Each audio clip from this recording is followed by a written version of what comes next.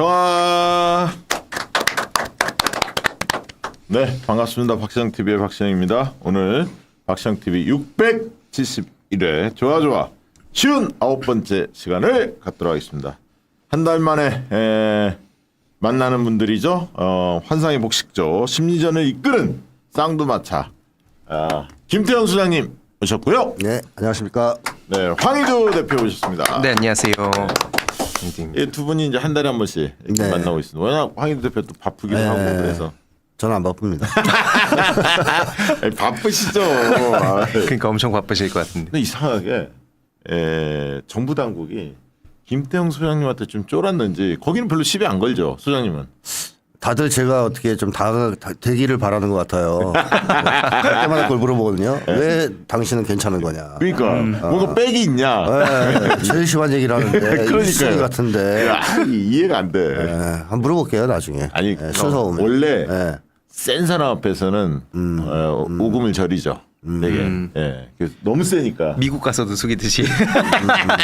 근데 아니면 이제 그런 이유도 있지 않을까. 만약에 명예훼손이나 이런 걸 걸었을 때 예. 저는 주로 어떤 사실 폭로하는 쪽은 아닙니다. 네. 분석을 하는 쪽이죠. 의견이죠. 의견. 사실이 아니라 의견. 그렇습니다. 네. 그게 다 피해가죠. 예. 그래서 제 의견이 틀렸다는 걸 증명하려면 자기들도 심리학적으로 논리를 대야 되지 않습니까? 맞아요. 이론을 해가지고. 피곤하겠구나. 예, 좀 피곤하죠. 그러니까 그쪽이 피곤해. 저는 증거를 댈 수 있어요. 이상한 사람들 맞다. 그거 되게 반박하기가 좀 어렵지 않을까요? 그렇죠. 야, 그거 어렵겠네. 동물을 비유로 많이 드셨잖아요. 그게 아니라는 걸 증명해야 하잖아. 그렇죠. 그거 힘들어. 얼마나 힘들겠어요. 동물 맞는데. 우리 또 김태형 소장님께서 책을 쓰셨습니다, 여러분. 가짜 사랑 관하는 사회. 김태형 지음 갈매나무 출판사. 야, 이거 표지가 산뜻합니다. 네. 예, 이거 어떤 내용입니까? 사랑이 가짜에 갇혀 있는 거 아닐까요? 이런 디자인은 절대 저한테는 의뢰를 하지 않죠. 이 핑크색. 알아서 하십니다 다. 야, 어떤 내용입니까 이게? 한국 사람들이 지금 사랑에 목말라 있고 사랑을 위해서는 인생을 바칠 듯이 막 사랑하며 사는데 네. 물론 포기한 사람도 있지만 대부분은 가짜 사랑을 한다는 것이고요. 그래서 진짜 사랑이 뭔지 가짜 사랑이 뭔지 거기에 대해서 명쾌하게 좀 여러 가지 사례를 들어서 설명을 하고 예. 또 기존의 그 사랑에 관한 책들이나 예. 예, 연구들은 거의 사랑에서의 실패를 개인으로 돌려 개인 탓으로 그러니까 네가 뭐 마음을 잘못 먹어서 그렇다 뭐 정신 건강에 문제가 있다 개인 문제로 거의 돌리거든요. 그렇죠. 근데 저는 사랑이 불가능한 시대가 온 것은 개인이 다 잘못해서가 아니라 사회가 사랑을 못하게끔 만들기 때문이다. 그래서 그 인과관계를 논리적으로 좀 파헤쳐서 그러네. 설명을 하고 있습니다. 그러니까 이제 예를 들면 요즘에 이제 그 20대들이 네. 결혼을 생각 못하는 이유가 있잖아요. 물론 네. 30대도 마찬가지지만 그런 부분들도 그렇습니다. 다 연관돼 있는 이야기들이 그렇습니다. 네네네. 왜 남녀간의 사랑을 파괴하는가? 오늘날의 한국 사회가. 네. 그래서 우리가 진짜 사랑하면서 살아가려면 어떤 노력을 해야 되는가? 사회를 바꿔야 하는 사회 바꿔야 된다. 이건 필수라는 거죠. 예. 사회를 바꾸고 정치를 바꿔야 실제로 아까 그 중간에 내용을 이렇게 저도 들어오기 전에 보니까 그 신자유주의에 대한 이야기와 그게 사실 또 사람들을 계속 개인의 책임으로 몰아가고 네. 파편화된 사회에 대한 내용이 엮여 있어서 되게 기대가 많이 됩니다. 그러네. 빨리 읽어보고 싶은. 지금 진짜. 유러브미님도 한 번에 읽겠다고 빨리 읽힌다고 이게. 사랑 좋아해. 되게 이제 이런 책들은 또 흥미진진하니까. 네. 언제 나왔습니까 책이? 한 일주일이나 2주일 전쯤 나오지 않았을까요? 그렇군요. 예. 네, 품앗이했습니다. 주고받고. 책은 나오면 주고받고. 네, 맞습니다. 문물 교환해야죠. 예, 제 책은 좀 다 읽으셨습니까? 네, 다 읽어봤습니다. 어떤 느낌이 드셨습니까? 일단 여러 가지 중요하게 생각해야 될 점들을 많이 제기를 하셨더라고요. 네. 그래서 제가 좀 인상 깊게 본 것 중에 하나는 그 청년 남성들 여기 황희도 이제 이사님도 계시지만 네. 청년 남성들이 어떻게 지금 정치적으로 변화하고 있는가, 네. 또 어떻게 바라봐야 되는가, 남녀 갈등 문제를 어떻게 대해야 하는가 이런 것들은 상당히 흥미롭게 봤고요. 일단 네네. 왜냐하면 향후 민주당의 중요한 과제 중에 하나가 네. 남자들 아니겠습니까? 젊은 남성들. 그렇죠. 네, 그래서 그렇죠. 그런 점들. 고립화돼 있기 때문에. 네네네. 그런 거를 통계를 여론조사 통계를 통해서 이렇게 잘 해보해 놓으신 점. 그 다음에 60대 중요하게 봐야 된다 이런 얘기 하셨잖아요. 6대남. 6대남. 네. 네. 그래서 중요합니다. 6대남의 성향이 바뀌고 있다는 얘기를 하셨는데 저도 네. 동의하고 네. 뭐 그건 여론조사하면 나오니까요. 네. 그 원인을 여러 가지 쓰셨는데 한 가지 더 추가하자면 네. 6대남이 네. 민주화 세대 제가 얘기하는 그렇죠. 그러니까 쉽게 말하면 옛날 386 그렇죠.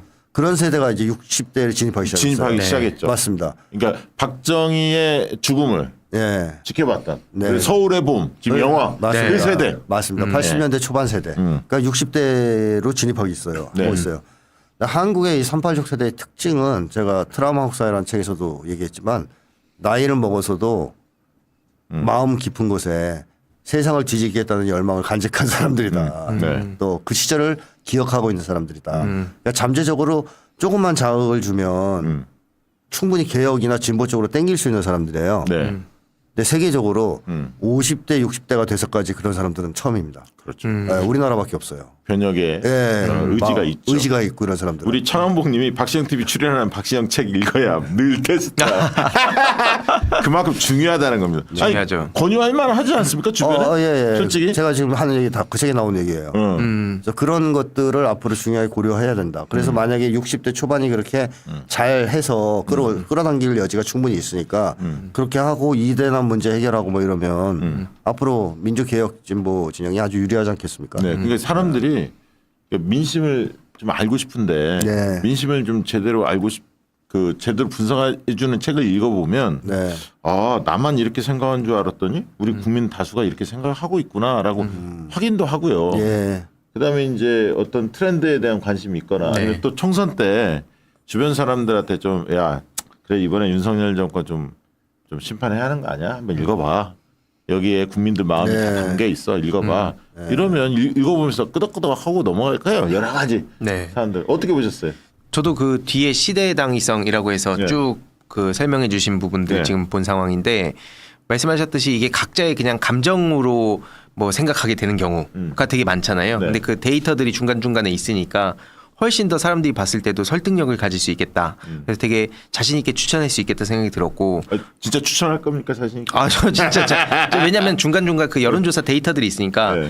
그러니까 사람들이 그런 게 없이 그동안은 탈진실의 시대라는 게 그냥 개인의 감정을 건드리면 거기 사람들이 끌어가는 싸움이었잖아요. 네. 근데 그런 걸 이제 끊어내야 되는 그리고 그 트렌드라는 게 결국에는 이 계속 뭐 경제라든지 사회 현상들에 대해서 매년 나오는데 이것도 많은 분들이 보셔야 정치 트렌드에 대해서도 우리가 그 선을 계속 이어갈 수 있으니까 그렇죠. 매년 이제 점을 찍어야 그 선을 이제 이어보면서 그때 취약한 부분이 어디인가 특히 선거철 뭐 4년 5년에 한 번씩 올 때마다 네. 대선 총선 때도 우리가 어디를 더 집중적으로 공략해야 되나 이런 걸 흐름을 쭉 이어가기 위해선 꼭 읽어야 될 책이라 생각이 듭니다. 네, 우리 황인두 대표가 강력 추천하면 영향력이 크거든요. 네. 기대하겠습니다. 네, 알겠습니다. 참 서울의 봄 보셨어요? 안 봤습니다. 보셨습니까? 봤습니다. 끝까지 안 보시는 이유는 뭡니까? 아, 보다가 이렇게 암 걸릴 것 같은데요. 약간 그럴 수 있어요. 네. 소장님 같은 분은. 저는 그 시대를 살았기 때문에. 그러니까 그럴 것 같아요. 막 옛날 트라우마가 다 올라올 것 같아요. 그러니까 예전에 제가 화려한 휴가 막 이런 영화들 보면 5.18 그때 눈물을 진짜 많이 흘렸거든요. 네. 근데 이번에는 약간 나오다 말더라고. 왜냐면 화려한 휴가는 막 그 시대에 아우 막 푹 빠져갖고 막 펑펑 울었거든 영화에서. 근데 이번에는 약간 그러니까 이게 감정을 많이 건드리지 않으면서 약간 그렇지 않습니까? 약간 담담하게 가면서 약간 조금씩만 건드리거든. 네네네. 이게 막 너무 막 그렇게 하지 않거든. 후벼 파고 이러진 않아요. 실제로 그렇거든요. 그걸 확실히 자신하실 수 있습니까? 근데 끝나고 나면 술이 좀 땡깁니다. 아니, 젊은이들은 이거 시계차고요. 스트레스 측정한다는데요. 애플워치 차고. 그 친구들은 오히려 더 충격적일 거예요. 예. 그 시기를 몰랐기 때문에 더 충격적인. 대충 우리 알잖아요 상황을. 뭐 디테일한 건 모르지만 대략 알고 있기 때문에 그런데 정말 영화는 잘 만들었더라고요. 네.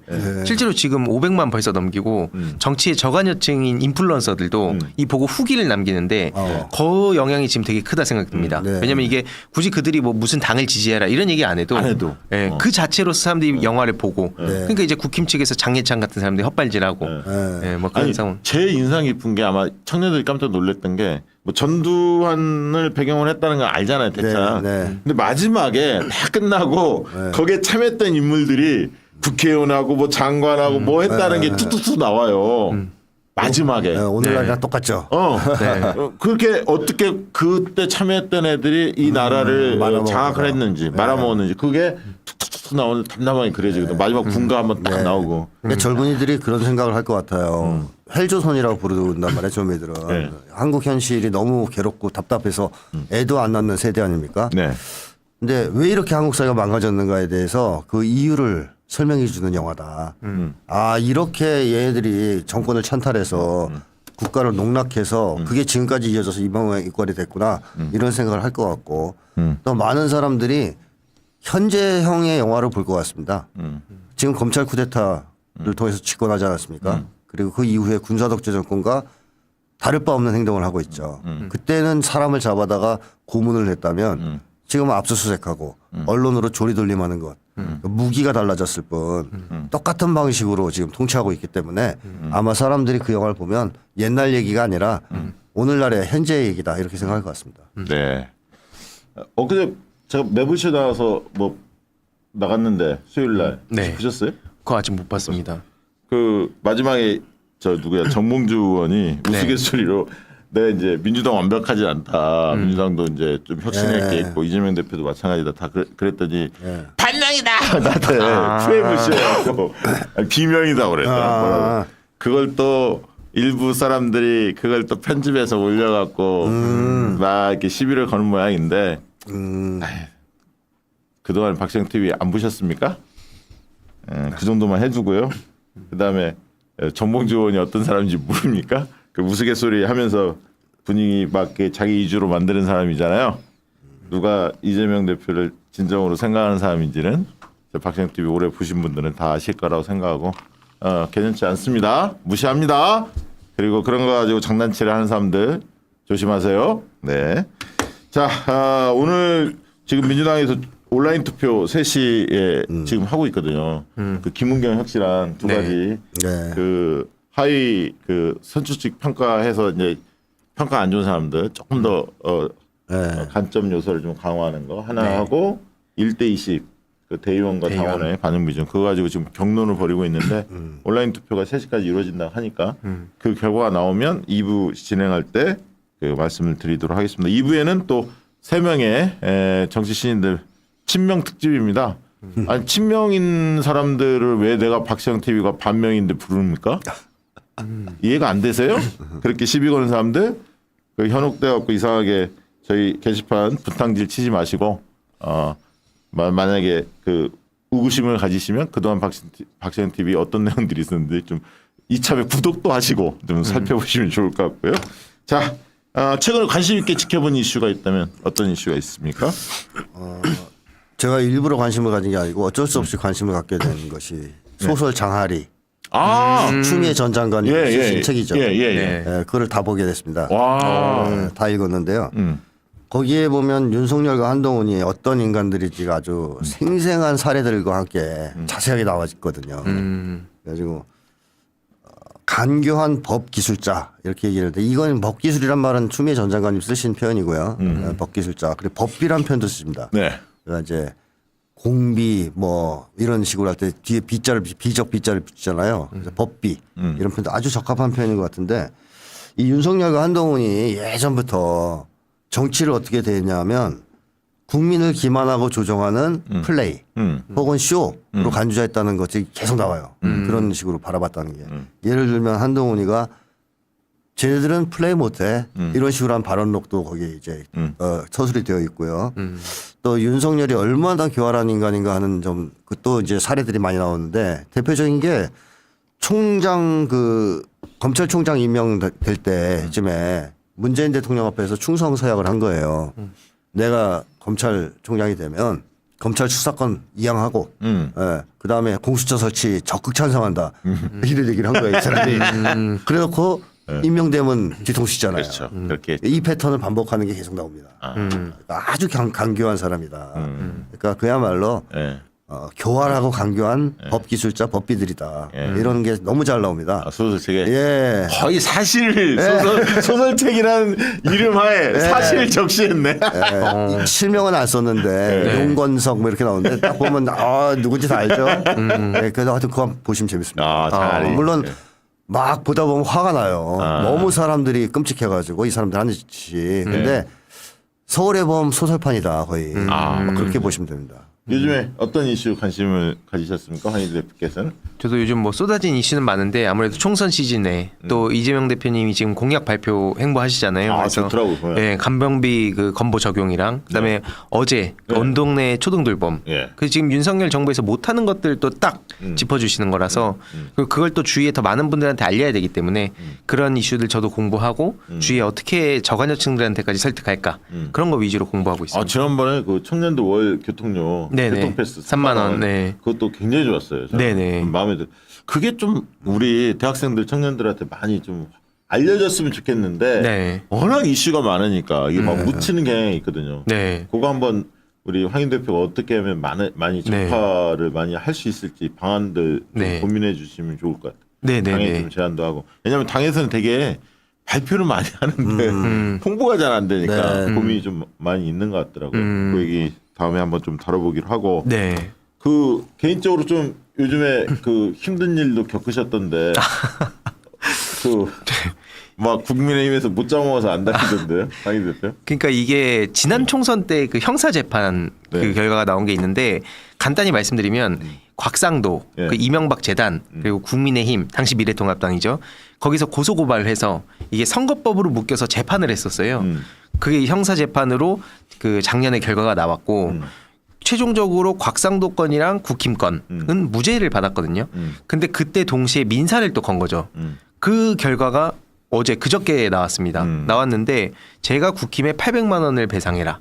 뭐 그런 내용이거든요. 근데 뭐 돈을 내야 되든 뭐 어쨌든 사법부가 최종적으로 바로 항소는 했는데 최종적으로 뭐 어떤 결과가 나오면 받아들일 생각인데 제가 여기서 그냥 답답한 건 뭐 김용판이라든지 아니면 뭐 윤석열 대통령 본인도 뭐 장모 뭐 10원 한 장 피 안 줬다 이런 얘기 했잖아요. 예. 그런 사람들에 대해서 그럼 같은 잣대 들이대는가? 그렇죠. 그리고 뭐 대통령실 관계자들, 여당 정치인들 왜 저 사람들이랑 그 잣대가 너무 다르지? 그렇죠. 이 분노가 막 보고 있는데 짜증이 나는 거예요. 그렇죠. 그러면서 저쪽에서 국힘에서는 이때다 싶어서 뭐 총선 때 가짜 뉴스 뿌리면 뭐 제2의 황희도를 막겠다 이런 식으로 또 하는데 뭐 참 자기들 윤석열 그거는 진짜 허위사실 유포죄잖아요. 맞습니다. 네, 네. 그렇지 않습니까? 네, 이거 당연하죠. 선거에 영향을 미친 거 아닙니까? 상식적으로 네. 보면. 그렇죠. 그럼요. 예. 그런 얘기는 안 하고. 그러니까요. 그래서 저는 뭐 당연히 뭐 팩트 체크 더 열심히 하고 제가 뭐 아예 잘못이 없다 이렇게 할 수는 없는 상황이지만 저들이 저렇게 얼마나 꼼꼼하게 민주진영을 털고 있는가 이거에 대해서도 우리가 한번 생각해야 된다. 그 아까 서울에 보면 이야기도 나왔지만 중간중간에 보면 막 대화하자. 아 적은 게 좋은 거지 이렇게 하는 그런 책임 있는 사람들의 모습에 많은 사람들이 분노했다 보거든요. 같은 실수 반복하지 말자. 그 말씀 덧붙이고 싶습니다. 그 우리 황희 대표가 이준석 마크맨이었어요. 아, 네. 마삼중 들어보셨죠? 네. 그거 황희 대표가 붙였거든요. 네. 그래서 이준석 굉장히 신경 씁니다. 황희 기분 대표를. 나빠하겠네요. 기분 나빠요. 네. 그러니까 국회의원들은 마크맨이 없는데 이준석 거의 뭐 그냥 놔두고 있어요. 사실상 민주당 의원 중에도 마크맨이 없는데 황희 대표 외곽에 때리니까 아팠어. 근데 요즘에 이제 조금은 안 때리고 있더라고. 그러니까 조만간에 또 활약을 집중할 것 같긴 한데 예, 기대합니다. 예. 네. 그리고 요즘에 인사가 윤석열 정부 인사가 계속 그 발표가 되고 있는데 개각이 발표가 되는데 야 어떻게 골라도 희한한 사람들만 고릅니다. 네. 어떻게 보셨습니까? 방통위원장 후보자를 이제 막 좀 하려고 그러니까 6개월. 예. 국가인권위에서 예. 이제 약간 적응하려니까 빼가지고 지금 여기다 다시 갖다 박았잖아요. 예. 그러니까 그만큼 방송 장악에 지금 목숨 걸고 있다, 사활을 걸고 있다 네. 하는 걸 보여주는 거겠죠. 예. 이 김홍일이란 분이 옛날에 그 부산저축은행 사건 때 맞습니다, 맞습니다. 예. 윤석열 위에 있던 사람이더라고요. 그러니까 네. 이제 완전히 윤석열 같은 친근 관계에 있는 사람인 거죠. 네. 그래서 윤석열 인사의 특징은 예. 가까운 사람, 자기를 배신하지 않을 사람만 하는 기용하는 측면이 있어요. 그래서 사람들을 폭넓게 기용을 안 하거든요. 방송 장악을 해야 되는데 언론 방송 장악을 해야 되는데 믿을 만한 사람이 없지 않겠습니까? 네, 밖에서 네. 데려왔을 때 자기가 의도한 대로 움직여주지 않을 것 같으니까 결국 측근을 쓸 수밖에 없다. 근데 측근도 이제 소진됐는지 딴 데에서 일하는 사람 잡아다 일 안 했겠지만 딴 데 있는 사람을 잡아다 쓸 정도로 지금 쫓기고 있다. 이렇게 좀 생각을 합니다. 뭐 김홍일도 그렇고 몇몇 인사들 어떻게 보셨습니까? 저도 말씀하셨듯이 뭐 도곡동이라든지 BBK 그 무혐의했던 사람이 특히 저도 이명박 정부에 그 관심이 많았던 사람이기 때문에 이걸 되게 눈여겨 보고 있는데 뭐 긴 말 필요 없이 국힘 내에서도 뭐 허은하 같은 사람들도 이제 비판의 목소리를 내고 오늘 보니까 조선일보 사설도 나왔더라고요. 조선일보 입장에서도 얼마나 지금 어이가 없겠습니까? 그래서 그런 정도를 그 정도로 분노가 커졌는데 아직도 분위기 파악 못하는 것 같다. 그렇게 생각됩니다. 지금 막 댓글 보니까 희두야 미용실 헤어컷 시급하다 막 이렇게 올리고 왜 머리 기르냐. 아. 이거 뭐 특별한 뭐 사연이 있습니까? 그런 건 아닌데 제가 보는데 지금 보니까 멋있는데. 제가 그 약간 그런 게 있어요. 원래 저도 저항이나 자유를 되게 좋아하는데 이쪽에서 활동하니까 네. 제가 하고 싶은 생각이나 말 그대로 다 못하잖아요. 네. 또 다 고려할 게 많고. 네. 근데 제 개인적인 뭐 패션이나 네. 머리는 내 의지대로 하고 싶다. 약간 그런 나름의 저항 정신 락. 그런 게 좀 있습니다. 멋있는데. 네. 그러게요. 예, 뭐 저기 소장님 두발 정리를 좀 깔끔하게 하셨는데 보니까. 저는 걸리적거리는 걸 되게 싫어합니다. 디자인 이전에 거치장 실어서 이게 막 이렇게 움직이면 깎아야 돼요. 스트레스 받아서. 젊어 보이십니다. 아 김홍희는 진짜 너무 심했어. 그렇죠. 정말. 권익위원장 있을 때도 사실 방송 장악하던 그 토스 해주던 사람이잖아요. 그렇죠. 네. 예. 문제 많죠. 예, 그러니까 뭐 박문진 이사들 뭐 이런 네. 사람들 뭔가 저기 밖에서 시민단체가 고발하면 네. 막 해갖고 이제 그거를 검사 쪽에 넘기고 네. 토스 그 역할을 한 거잖아요. 네네 맞습니다. 네, 네, 네. 근데 본인도 하기 싫었던 것 같아. 그렇죠. 그죠. 왜냐면 이게 잘못하면 잡혀가거든. 네, 탄핵당할 수도 있고. 그러니까 법적 위반 특히 이제 방통위원장 그 민영화 문제 있지 않습니까? 네. 그거 지난번에 이동관 네. 예. 그거 처리하면 자기 나중에 한번 빵에 갔었잖아요. 이동관 그렇죠? 옛날에 처벌 받았던 것 같은데 문제가 좀 있었던 걸로. 있었잖아요. 네. 그래서 이제 본인 두려웠을 거예요. 이게 위법 소지가 있기 때문에 본인이 알지. 그러니까 빨리 사표 내고 탄핵되기 전에 친 것 같은데 그러니까 이 김홍일 신임 그 방통위원장도 법을 다뤘던 사람이니까 알지. 네. 이제 윤 대통령이 세게 이게 협박했겠죠. 맡아달라 이렇게 강권을 한 것 같아요. 그러니까 어쨌든 검찰들이 다 해먹는 나라가 됐습니다. 드디어. 그러니까 이제 보수 진영에서 볼 때는 걱정이 많아요. 네. 총선 앞두고 이렇게까지 무리하게 하냐. 네. 그리고 뭐 한 3개월 했던 장관을 막 빼내갖고 총선 출마하라고 막 그러잖아요. 김홍일도 6개월밖에 안 됐거든. 네. 권익위원장. 야, 이게 뭐. 그런데다가 지금 대법원장 그 후보자 있지 않습니까? 조희대. 조희대. 뭐 이분이 그렇게 유명한 분은 아닌데 갑자기 지금 이제 청문회 인사청문회를 하고 있는데 큰 사안이 하나 터졌습니다. 그 42세 기획사 대표가 여중생을 임신을 시켰는데 그래서 이제 그 여중생이 그 수차례 성관계 이후에 가출해서 동거도 했고 그런데 나중에 아이까지 출산을 했어요. 그러면서 성폭행 당했다며 경찰에 이제 신고해서 이제 기소가 됐는데 1심에서 징역 12년, 2심에서 징역 9년형을 받았거든요. 그 가해자가 연예기획사죠. 연예기획사에 있는 사람 대표니까요. 네. 그런데 대부분이 이거를 무죄를 확정을 지었는데 그때 주심이 지금 대법원장 후보로 나와 있는 조희대 씨입니다. 네. 이거 어떻게 봐야 합니까? 이 14살이면요. 네. 초등학교 6학년 나이예요. 중1. 네. 중학생이죠, 중학생. 네. 근데 엄밀하게 따지면 초등학생 고학년 정도 되는 거예요. 네. 그러니까 다시 말하면 청소년 중에서도 성숙기에 들어선 때도 아니에요.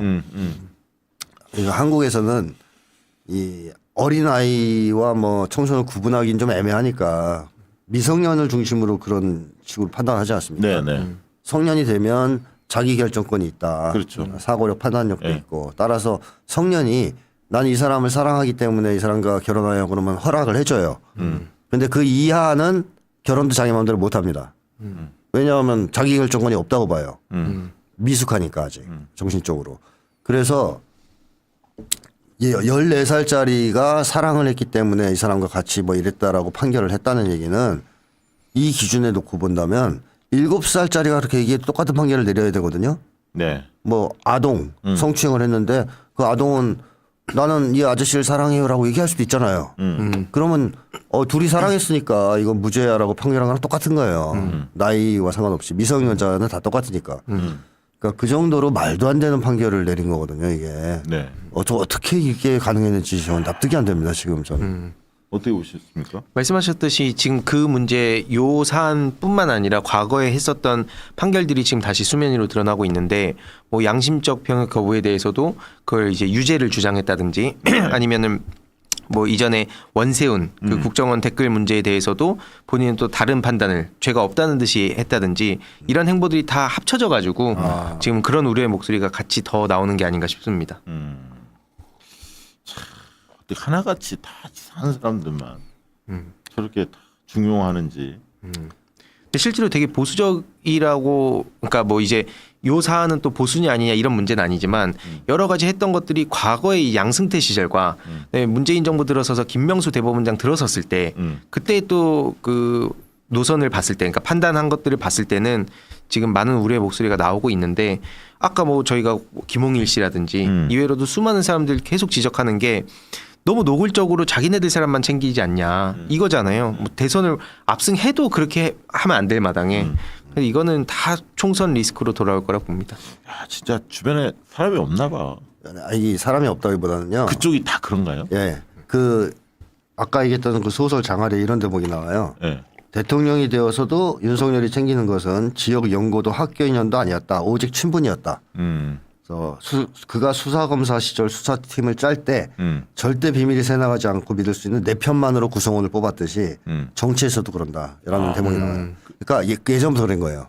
예전부터 자기 쪽 측근들, 그러니까 소위 윤석열 카르텔이라고 할 수 있는 사람들만 쓰는 겁니다. 왜냐하면 이 사람들이 똘똘 뭉쳐서 나쁜 짓을 같이 했을 거 아니에요. 오랫동안 네. 도적질도 하고 뭐 사기도 치고 그러면 지네들끼리는 서로 운명 공동체입니다. 배신을 못 해요. 한 놈이 배신하면 서로 치여서 다 죽으니까. 그래서 이 사람들만 쓰는 거예요. 윤석열은 기본적으로 사람을 못 믿는 사람이거든요. 세상을 무서워하고 인간을 무서워하는 사람이기 때문에 네. 폭넓게 인간을 신뢰하고 갖다 쓸 수 있는 사람이 못 돼요. 부인도 굉장히 무서워하는 것 같은데. 부인을 제일 무서워할걸요. 네. 그래서 측근만 쓴다. 근데 측근들이 하나같이 사실상 범죄를 같이 저지러 왔던 그동안 윤석열과 함께 나쁜 짓 해왔던 사람들이니까 쓰는 사람마다 저럴 수밖에 없는 거죠. 거기 있는 사람들 중에 좋은 사람이 있겠습니까? 아 그리고 아까 보니까 서인숙 님이 방금 남편이 박지원 TV 구독했다고. 고맙습니다. 이런 분들이 많아져야 하는데. 진짜. 참, 그렇군요. 앞으로 이런 사람이 이제 대법원장에 진짜 임명이 되면 골 때릴 것 같네요. 그렇죠. 대법원 네. 판결이 걱정이 됩니다. 네. 아휴. 자, 그리고 이런 왜 이렇게 고집을 부릴까? 이렇게 논란이 되는 인사들 이렇게 계속 기용하면 총선의 악재일 텐데 네. 막무가내입니다. 네. 이런 윤석열 대통령의 머릿속에 뭐가 들어 있어서 그럴까? 아까 얘기한 대로 같이 해먹었던 사람들, 같이 했던 사람들을 쓸 수밖에 없다. 네. 그 심리인가요? 그것밖에 믿을 게 없고 그다음에 윤석열은 국민 여론에 호소하고 이렇게 해서 자기 악기를 개척한 사람이 아니에요. 사람들의 여론 같은 거에 공작하고 쇼하고 플레이해가지고 쉽게 하면 작전을 짜가지고 공작해서 여태까지 출세한 사람이거든요. 네. 그러니까 자기의 손발이 돼서 같이 그런 작전을 펼칠 사람들이 중요한 거지 국민 여론을 얻는 거에는 별 관심이 없는 사람이죠. 그리고 심리적으로도 어차피 약자인 사람들은 신경을 전혀 안 쓰는 사람이기 때문에 네. 뭐 그러든지 말든지. 그러니까 국민 여론 신경 안 쓴다는 얘기네. 그렇죠. 쉽게 하면 신경 안 쓴다는 얘기입니다. 네. 큰형님 눈치만 본다. 큰형님 눈치 보고 자기 힘만 이제 따지는 거죠. 쿠데타 세력 잘 꾸려서 한 판 또 뒤집으면 되지. 뭐 이런 심리를 가진 사람. 그게 있는 것 같아요. 그러니까 사람들이 이준석 문제도 그렇지만 아니 상식적으로 정치공학적으로 해석하면 뭐 껴안아하고 막 이런 게 있어야 하잖아요. 근데 그걸 안 따르고 있거든. 윤석열은 지금 말씀하신 대로 그러면서 청와대 출신을 자신한다는 거야. 그러니까 뭔가 카드 몇 가지 자기들 나름대로 있을 텐데 그게 다 통할 거라고 생각하는 모양이야. 그렇죠. 총선 앞두고. 그렇죠. 그러니까 대통령만 믿고 가면 된다 우리는.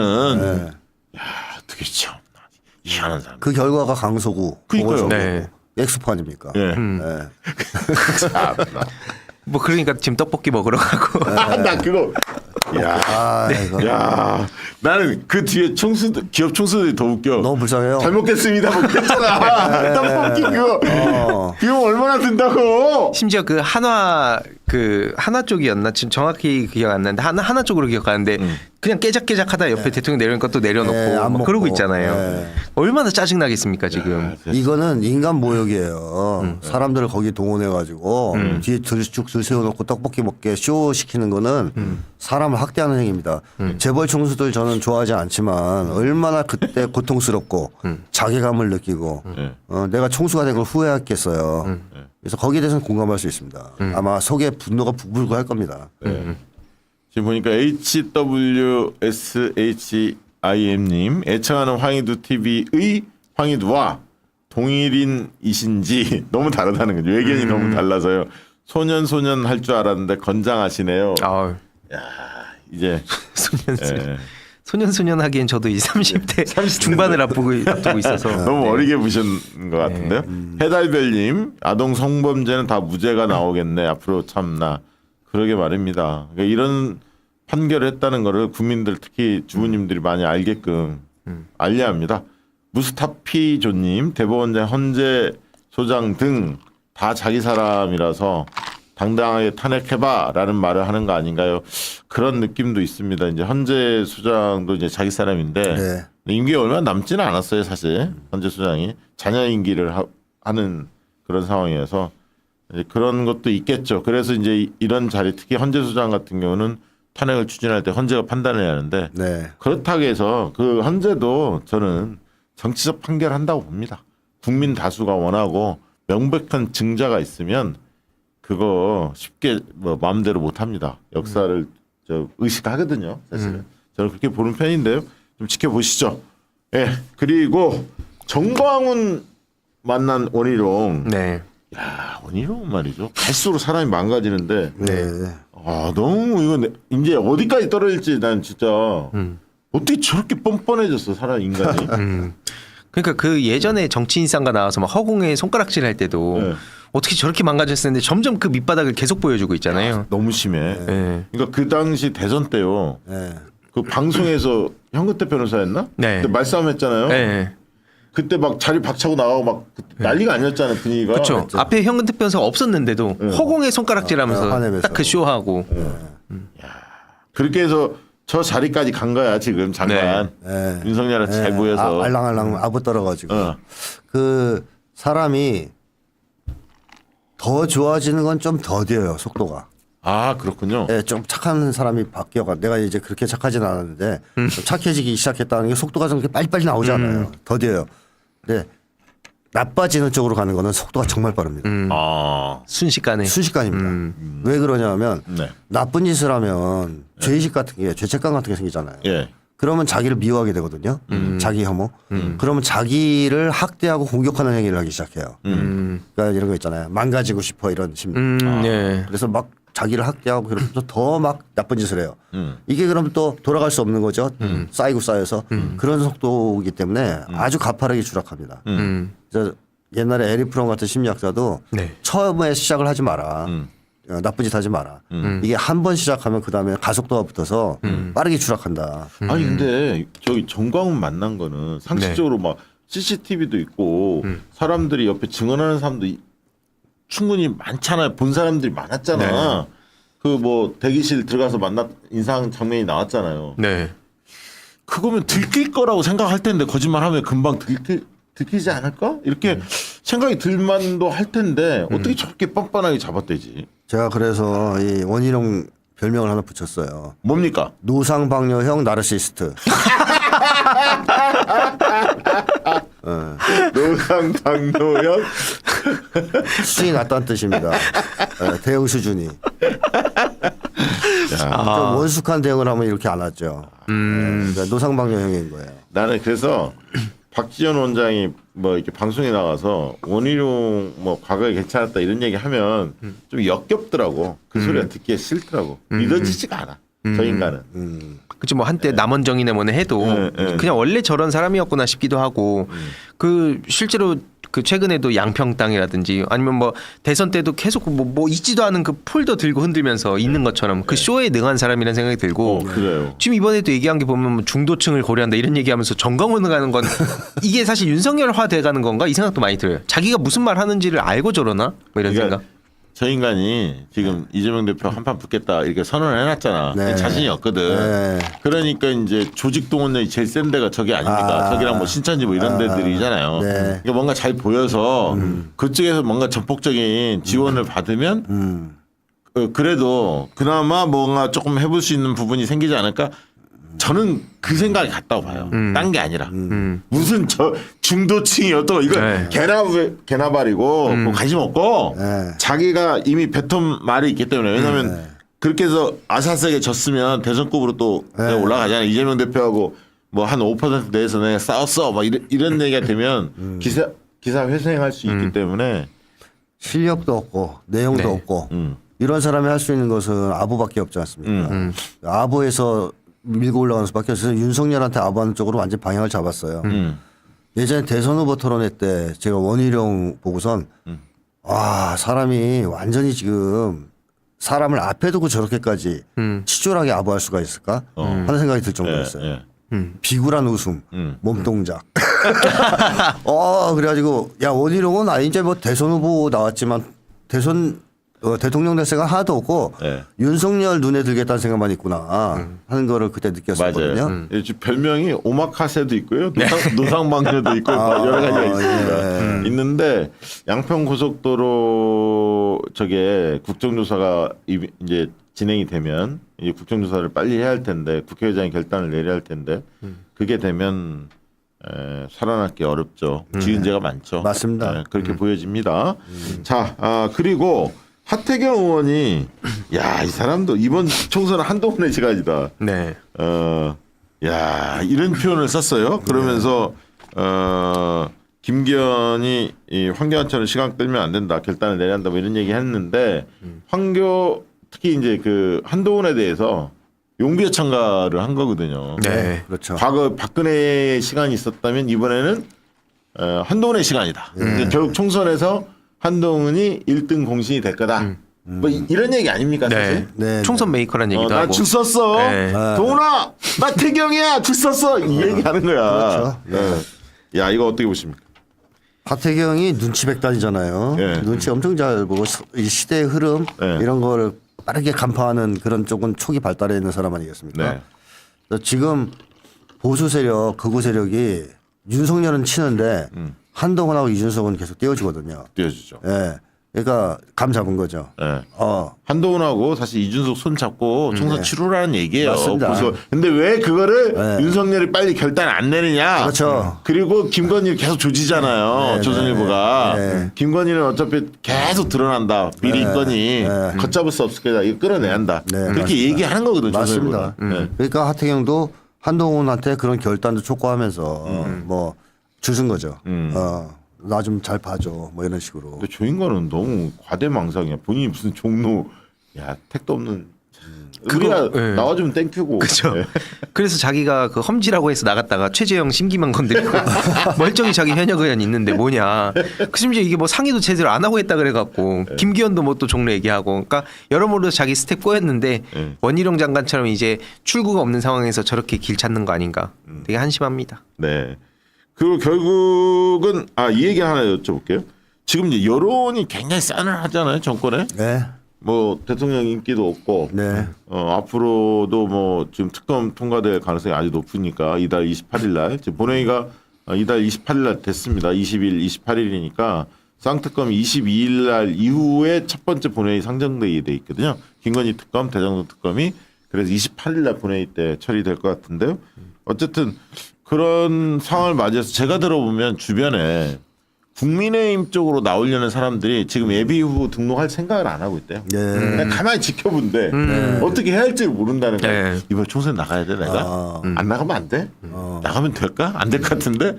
걱정이 많아. 네. 근데 그들의 심리 어떤 심리일까요? 지금 국민의힘에서 총선 나가려고 마음 먹고 있는 사람들의 지금 고민 심리가 뭘까요? 사실 그 사람들만의 심리라기보다 국민 전체 심리라고도 볼 수 있겠지만 네. 윤석열 트라우마라는 게 있잖아요. 네. 그 기존의 윤석열 트라우마의 내용은 뭐냐면 증상은 윤석열을 TV에서 보면 속이 미스거려진다든가 화가 너무 치솟아서 정신을 잃는다든가 이런 게 이제 주증상이었거든요. 이런 걸 윤석열 트라우마라고 이제 얘기해 왔는데 새로운 종류의 윤석열 트라우마도 생겼어요. 그건 뭐냐? 윤석열이 앞장서면 될 일도 안 된다. 윤석열이 나대면 다 말아먹는다, 망한다, 폭망한다. 이런 트라우마가 생긴 거예요.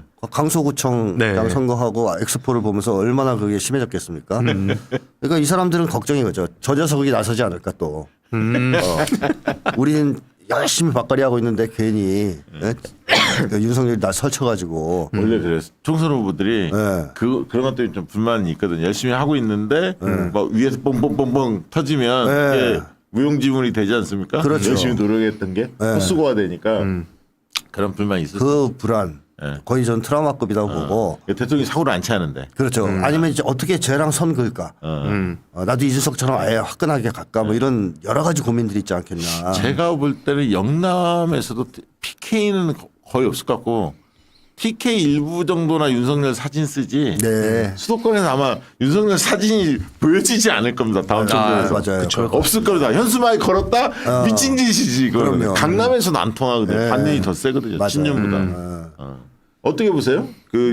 그 지금 국민의힘 쪽에 있는 사람들의 심리랄까요? 저도 되게 공감을 하고 말씀하셨듯이 그 특히 쌍특검 그 전후로까지 계속 눈치만 볼 것 같고 네. 그 반대로 완전히 나선 게 이준석이라는 사람이 있고 그 안에서 또 대놓고 눈치를 보는 사람들이 있는데 그 사이에서 지금 갈팡질팡하고 있는 상황이라고 보고 사실 그렇게 나설 수도 없을 것 같아요. 진작 나설 거였으면 또 진작 나섰을 텐데 그러지도 못했고 그러니까 아마 시간이 가면 갈수록 저들 입장에선 계속 속에 불타는 느낌일 것 같고 결국에는 솔직히 말해서 말씀하셨듯이 그 남는 수가 이재명 대표 비난하고 아니면 이렇게 쓱 간 보다가 그냥 슬쩍슬쩍 윤석열 대통령 얼굴을 건다기보다는 뭐 지역 그 개발이라든지 그런 쪽으로 현수막 걸면서 계속 피해가려고 하지 않을까. 그럼 이제 그렇다는 건 저들이 뭘 피하고 싶은지 우리가 아니까 우리는 말씀하셨듯이 반윤으로 해서 그 포인트를 계속 끄집어내야 된다. 그렇게 생각합니다. 네. 네, 오늘 이뇨한이 결국 두 손 들었습니다. 네. 조기 해산, 혁신이 해산이 됐는데 뭐 그건 많은 분들이 예상을 했는데 메시지를 어떻게 낼 거냐가 중요했는데 그게 이제 관심 포인트였는데 네. 역시 대통령과 김기현한테 감사한다. 네. 공천해달라는 뜻인가 보네요. 그러니까 욕심 안 버렸어. 그러면서 뭐냐면 이 얘기를 했어. 너무 얼척이 없어서 제가 소개를 드리면 뭐라고 얘기했냐면요. 혁신위가 끝나기 전에 개각을 일찍 단행해서 좋은 후보들이 선거에 나올 수 있는 계기를 만들어 주셔서 대통령에게 감사한 마음을 표현한다. 이게 첫 번째고요. 두 번째는 김기현 대표에게는 혁신위원장을 맡게 되는 기회를 주고 정치가 얼마나 험난하고 어려운지 알아볼 수 있는 기회를 줘 많이 배우고 나간다. 어떻게 느꼈습니까 이거? 이 말 무슨 의미야? 그러니까 솔직히 지금 뭐 대놓고 윤석열 대통령한테 들이받지 못하는 거 보면 네. 말씀하셨듯이 마음속에 계속 뭔가 미련이 남아 있는 것 같고 솔직히 뭐 김기현 대표한테 저런 얘기를 하지만 이미 보는 사람들 입장에선 혁신하라고 왔는데 결국 자기 정치만 하다가 그것도 제대로 못하고 그래서 기억에 남는 거는 그때 뭐 패드림 얘기랑 뭐 인종차별 논란 그것밖에 기억이 안 남거든요. 네. 그러니까 뭐 하나 제대로 못했으면서 마지막까지 저렇게 감사한다고 하는 건 그냥 아부하는 걸로밖에 안 보인다 생각이 듭니다. 어떻게 보셨어요? 한마디로 요약하면 이거죠. 저를 버리지 말아주세요. 야, 그 말이네. 네. 뭐 사실 자기 이제 상황을 안 거예요. 나 얼굴 마담에 불과했구나. 핫바지였구나. 그러니까 좀 버리지 말아주세요, 제발. 이거밖에 남은 게 없는 거죠. 그러니까 본인은 처음에 너무 막 기세 등등. 네. 처음에 기세가 등등했죠. 네. 막 힘이 실린 것 같고 막 김한길 위에 대통령까지도 뭔가 그렇죠. 한 라인이 구축된 느낌이 들었고 막 그랬는데 한마디로 이제 설쳤는데 남는 거는 없고 쇼맨 정도 기용된 그쵸. 알바생. 우스운 꼴로 됐어요. 네. 원래 이제 자기 거가 안 받아들이면 탁 던져버리면서 국민이 멀었다. 그렇죠. 그러면서 내가 앞으로 진짜 먼 미래에 정치를 해보고 싶으면 강단 있는 모습을 딱 보여야 하는데 꼬리를 완전히 내려버렸거든. 네. 그리고 대통령에 대해서 한마디도 못했잖아요. 그동안 쓴소리를 못했잖아요. 용화대에 대해서 한마디도 안 하고 국민의힘 중진 의원들만 대고 막 얘기하니까 그 사람들이 볼 때는 지금 나라가 이망 이 꼴이 된 건 자기들 책임도 있지만 궁극적 책임은 대통령실에 있는데 대통령한테 있는 거 아닙니까? 김건희 씨랑. 근데 거기에 대해서 한마디 못하면서 자기들만 조지고 있으니까 열받았던 거거든요. 사실 중간에. 그러니까 사실 저 인류한이라는 사람 때문에 오히려 이준석이 엄청 커졌다고 보거든요. 맞습니다. 그런 책임 이준석 되게 띄워주기 큽니다. 잘했죠. 네. 자, 이준석 신당 될 것 같습니까? 개인적으로 어떻게 보세요? 뭐 사실 어떻게 정확하게 예측하기는 어렵지만 저는 아직까지도 그래도 몸집 키우기에 불과하다고 생각을 합니다. 어제 광운대 특강을 갔더라고요. 근데 그게 또 청중들 장면이 그 사진이 공개가 됐는데 막 오른쪽 텅 비어 있고 그러니까 이게 본인이 열심히 그 영향력 몸집이 엄청 크다라는 걸 계속 어필하기 위해서 온라인상으로 계속 공중전 해왔는데 막상 오프라인에서 이렇게 갔을 때 지금 또 드러난 게 있어서 저는 시간이 가면 갈수록 더 이준석 입장에서도 머리 아파지지 않을까 뭐 그런 생각하고 있습니다. 소장님 어떻게 보십니까 요즘에 이준석? 이준석을 쉽게 하면 써먹으려고 뭐 윤석열 쪽에서 혹은 뭐 한동훈 쪽에서 포용하는 이런 자세를 취하지 않는다면 신당 창당의 가능성이 있다고 봅니다. 아니 그거는 당연하죠. 이쪽에서 아무런 액션이 없는데 그러죠. 그러니까 있을 눌러 앉아 있을 명분은 없죠. 그렇죠. 사실. 근데 만약에 이준석이 자기가 납득할 만한 또 자기한테 상당한 이익이 되는 제안이 있으면 남아서 쇼맨을 하지 않을까. 그렇게 하려고 하죠. 예. 지금 어떻게 보면 명분 좀 주세요. 남아 있을. 이거를 계속 용화대 대고 대통령한테 지금 얘기하는 거거든요, 네. 사실. 근데 지금 아직까지 윤석열이 끔찍도 안 하고 있는 거예요. 윤석열을 알면서 그럽니다. 그렇죠. 얼마나 뒤끝이 센 사람인데요. 그러니까요. 그러니까 그럴 거면 본인이 만약에 그런 꽁꽁이가 있었다면 적당히 좀 했어야 되는데 신나게 또 그렇게 하면서 센 척 다 하더니 결국 속셈 딴 데 있었으니까 이게 자기도 이제 엇박이 나오는 걸 봅니다. 네. 근데 진짜 국민의힘에서는 싸늘해요. 이준석에 대해서. 싫어하겠죠. 그거 포용하고 싶은 마음이 없어. 일반 의원들도 좀 그렇더라고요. 그러니까 상대적으로 합리적이라는 평가를 받는 유승민 씨도 그러니까 민주진영에서 싫어할 수 있지만 그래도 중도나 이런 쪽에선 그래도 대화가 가능하지 않냐라고 네. 하는데 그때 그 박근혜 탄핵 기간 건너고 그때 뭐 증세 없는 복지 비판하고 그 이후로 지금 아직까지도 제기를 못하는 걸 당장 바로 옆에서 봤는데 사실 그 둘 사이도 별로 그렇게 좋진 않다고 알려졌습니다만 이번에 또 나가게 되면 결국 두 번째거든요. 네. 그럼 나중에 길게 자기도 큰 꿈을 갖고 있는데 그 뒤 없다고 생각할 겁니다. 네. 이번에 참 황희두 대표 나왔으니까 그 트위치라고 플랫폼 네. 트위치 그러니까 한국 서비스를 중단한다. 온라인 게임 스트리밍 플랫폼이라면서요, 트위치가? 네네네. 그 얘기 좀 간단히 좀 짚어주시죠. 매우 복잡하지만 간단히 핵심만 말씀드리면 이게 망 이용료라고 뭐 채팅에도 올라오는 이슈거든요. 네. 이 한마디로 간단히 말씀드리면 통신사가 지금 그 세계 통신사 있잖아요. 네. 거기서 이 소위 갑질이라고 표현합니다. 통신사 갑질이라고 사람들이 얘기를 하는 거. 네. 그 기준으로 이제 이런 이슈를 보시면 될 것 같고 네. 결국에는 이제 트위치를 비롯해서 네. 그 예전에 작년인가요? 그때 한 1년 전에 그 롤드컵이라는 게임의 엄청난 큰 대회를 앞두고 트위치가 화질을 낮춰버립니다. 그 화질이 낮아지면은 보는 분들도 답답하잖아요. 그렇죠. 특히 게임은 세세한 게 중요한데 그래서 그때 반발했었는데 네. 그래서 이게 뜨거해서 이제 정치권에서도 반응을 할 정도로 되게 민감한 이슈였고 네. 결국엔 그 이후로도 뭐 크게 달라진 게 없다. 망 이용료가 너무 그리고 비싸다. 그래서 이제 트위치에서 발을 뺀 상황이고 그럼 이제 트위치에서 하던 사람들이 또 문제가 되지 않습니까? 네, 네. 그래서 이 사람들이 아프리카 TV로 간다. 어떻게 한다. 또 이렇게 부가적인 이슈가 되면서 젊은 사람들이 네. 지금 되게 관심을 많이 가지고 있고 저는 그 망 이용료에 대해서 전 반대를 한다. 이게 막 되게 복잡한데 아무튼 간단히 말씀드리면 이중과세 문제라든지 또 그 통신사 갑질에 대한 문제라든지 이게 되게 복잡하게 얽혀 있어요. 아니, 이게 그래서 망 사용료가 뭐 다른 나라에 비해서 한 10배 가까이 네, 매우- 비싸다면서요. 네. 그건 문제가 있죠. 그리고 통신사가 계속 이걸 가지고도 막 그 소위 갑질 논란에 그런 걸 키워왔었기 때문에 이번에도 그런 시각으로 보는 사람들이 되게 많습니다. 그래서 이거에 대해서 이재명 대표님도 작년에 이걸 좀 검토해야 된다. 그래서 드라이브를 그러니까 제동을 한번 걸었었는데 이 이슈가 어쨌든 지금 총선을 앞두고 또 이렇게 터진 상황이라 네. 이거 좀 젊은 정치인들이 여기에 좀 더 목소리를 내야 되지 않을까 그런 생각도 듭니다. 자, 광고 하나 하고 이낙연 전 대표 이야기를 또 우리 소장님한테 안 물어볼 수 없습니다. 광고 짧게 하고 그 얘기 좀 나눠보도록 하겠습니다. 산산순배 광고 영상 광고 먼저 만나보시도록 하겠습니다. 약초의 고장이자 산삼의 본향인 함양 지리산 자락 800고지 게르마늄이 풍부한 땅에 씨를 뿌리고 농약 한 방울 비료 한 톨 없이 추운 계절 더운 계절 견디며 7년을 기다립니다. 산삼순백 3,000개 이상의 구매 후기와 만점에 가까운 평점 소비자들이 명품 중에 명품이라고 찬사를 보내며 이런 제품을 이런 가격에 구할 수 있어 축복이라고 말하는 지리산 산양산삼 추출액 순 100% 산삼순백 귀한 분께 하늘이 내린 선물을 선물하세요. 네이버 검색 산삼순백 문의전화 1666-1080 네, 산산순배 광고 해드리도록 하겠습니다. 자, 드시면 됩니다. 두 분은. 예. 네. 저는 광고할 테니까요. 야, 이 제품 많이 광고하는 제품이죠. 산삼의 본향 하면 지리산 자락이죠. 특히 그 함양 하면 지리산 자락의 대표적인 도시입니다. 그 함양 800고지에서 지리산 자락 800고지에서 농약 한 방울 비료 한 톨 없이 오로지 자연의 힘으로만 자란 야생삼으로 만든 것이 이 산삼순백입니다. 사람이 씨를 뿌렸다 해서 기를 양자를 써서 산양산삼이라고 칭하고 있습니다.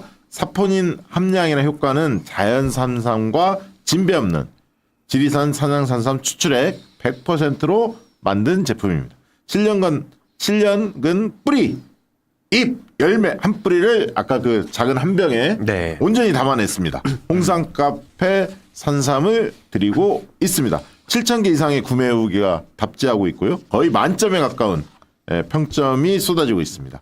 사랑하는 부모님, 지친 남편과 아내, 그리고 수험생을 위해서도 지리산 천년의 기운을 선물하시면 좋을 것 같습니다. 가을맞이 이벤트로 혈당 케어, 장 케어를 동시에 할 수 있는 이제 겨울맞이입니다. 이제 가을맞이가 아니라 겨울맞이. 100% 발효 특허 제품 당장 케어 한 박스 45일치를 특별 증정합니다. 12월 30일까지 증정을 합니다.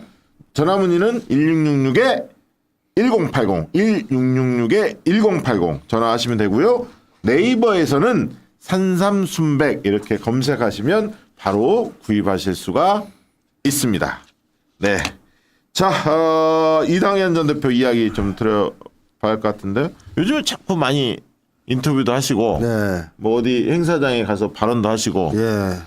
스포트라이트를 좀 받고 싶어 하시는 것 같아요. 예. 이낙연 전 대표 생각은 뭡니까 지금? 나갈 명분을 쌓는 거 아닐까 싶어요. 나가고 싶어 하나요? 예, 전 그렇게 생각합니다. 그래요? 왜냐하면 이재명 대표를 죽이지 않고서는 그 자기가 입지를 다질 수가 없지 않습니까? 네. 이 사람이 욕심이 좀 적어서 뭐 약간의 이익을 보고 거기에 만족할 사람이 아니에요. 한마디로 명성 같은 걸 굉장히 쫓는 사람이거든요. 멋있어지기 위해서. 그렇기 때문에 이재명 밑에서 2인자가 된다든가 또는 뭐 부하가 된다는 것은 절대 받아들이기 힘들 겁니다. 차라리 나가서 저쪽이랑 붙더라도 뭐 이준석이나 뭐 이런 쪽? 네, 붙더라도 뜨는 쪽으로 가자. 장기적으로 이렇게 생각할 가능성이 높지 않을까. 그러면 이제 비례제가 병립식으로 그 과거로 돌아가는 방식이라고 하더라도 그러면 이제 지역구의 승부를 많이 봐야 돼. 물론 이제 네. 정당 뭐 득표율이 많으면 그것도 뭐 비례해서 몇 석은 가져갈 수는 있습니다만 네. 창당할 거라고 예상하십니까? 가능성이 있다는 거죠. 그럴 가능성이. 정세균 총리나 김부겸 총리가 함께 할까요? 나가면 따로따로 다 만들긴 힘들지 않겠습니까? 모여야지. 근데 이낙연 대표 중심으로 뭉칠 수가 있을까요? 과연? 희망이 있어야 뭉치는 거 아닙니까?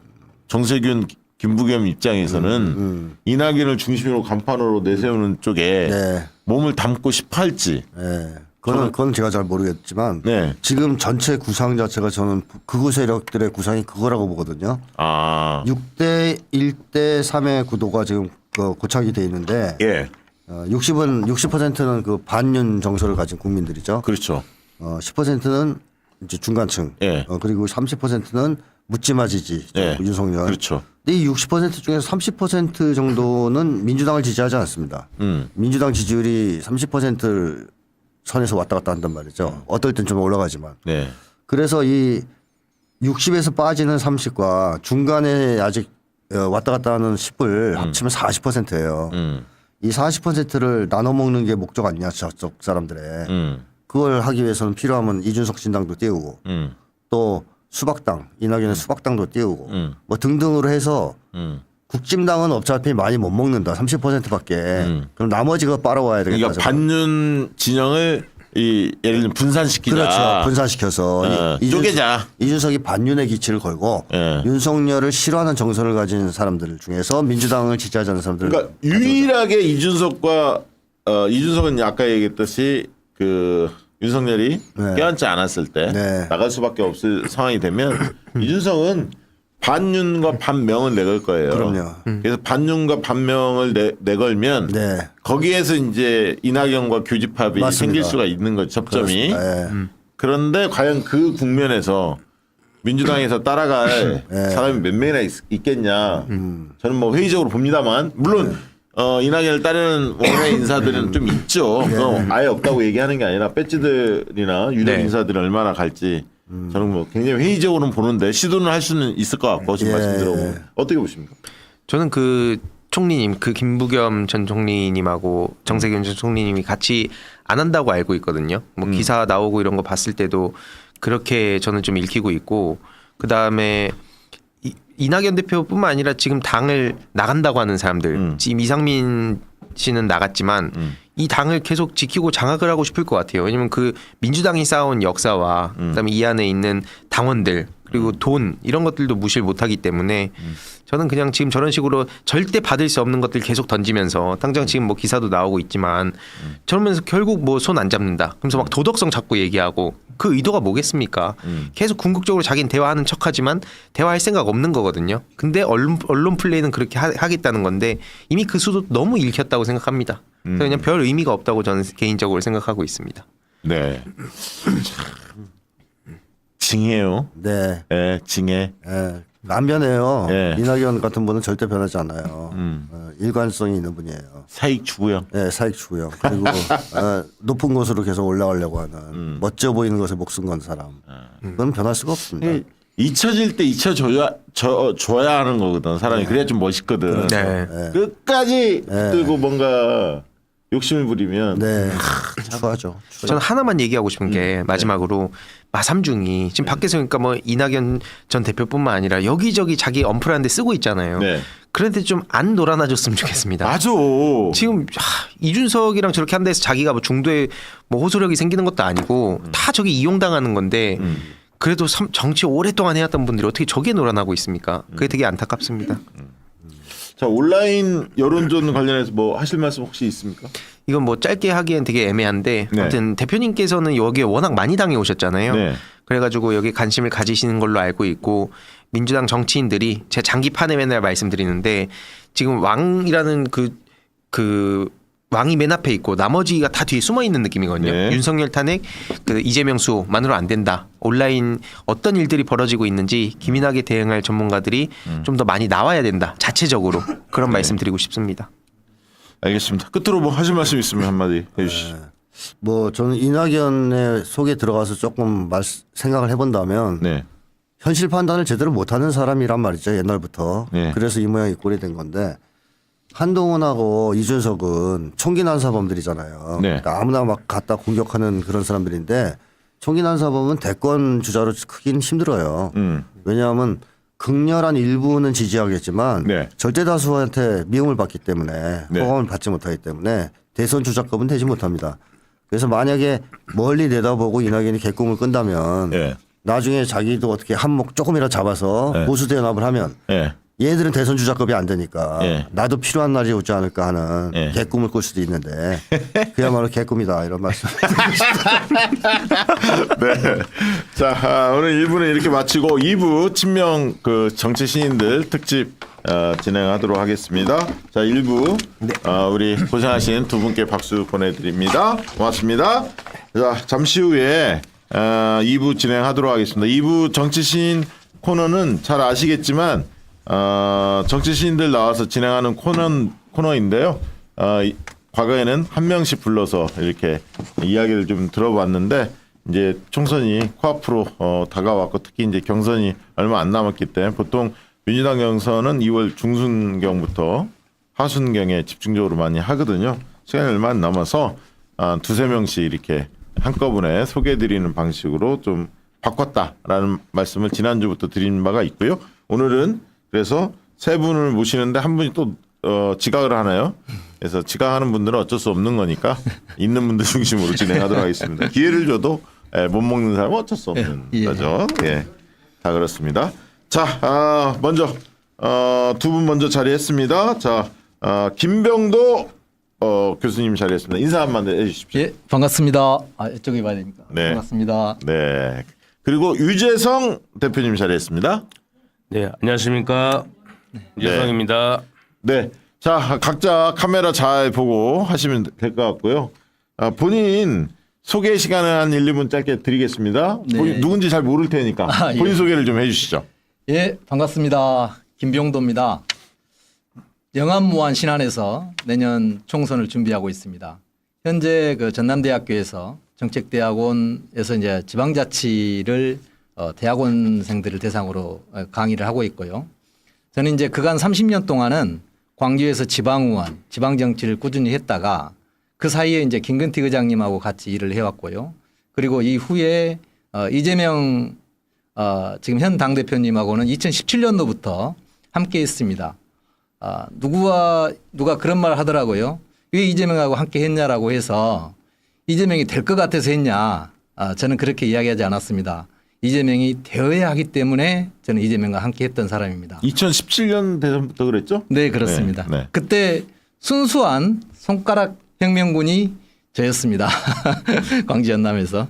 예, 그리고 그간의 시간을 민주주의자 김근태 의장님하고 함께했던 시간과 이재명 당대표님하고 함께했던 시간, 그 시간을 배움의 시간이라고 한다면 앞으로는 행동하고 실천하는 시간이다 이렇게 생각하고 내년 총선을 준비하고 있습니다. 김병도입니다. 네, 개인적으로 뭐 이전에 제가 같이 일도 좀 해봤죠. 예, 한 그렇습니다. 1, 2년 했던 것 같은데, 예. 네, 그랬고 지금 다 유재명 대표, 유재성 대표 본인 소개를 좀 해주시죠.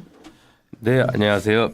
네, 광명갑에서 청년 정치 신인으로 입후보 준비 중인 유재성입니다.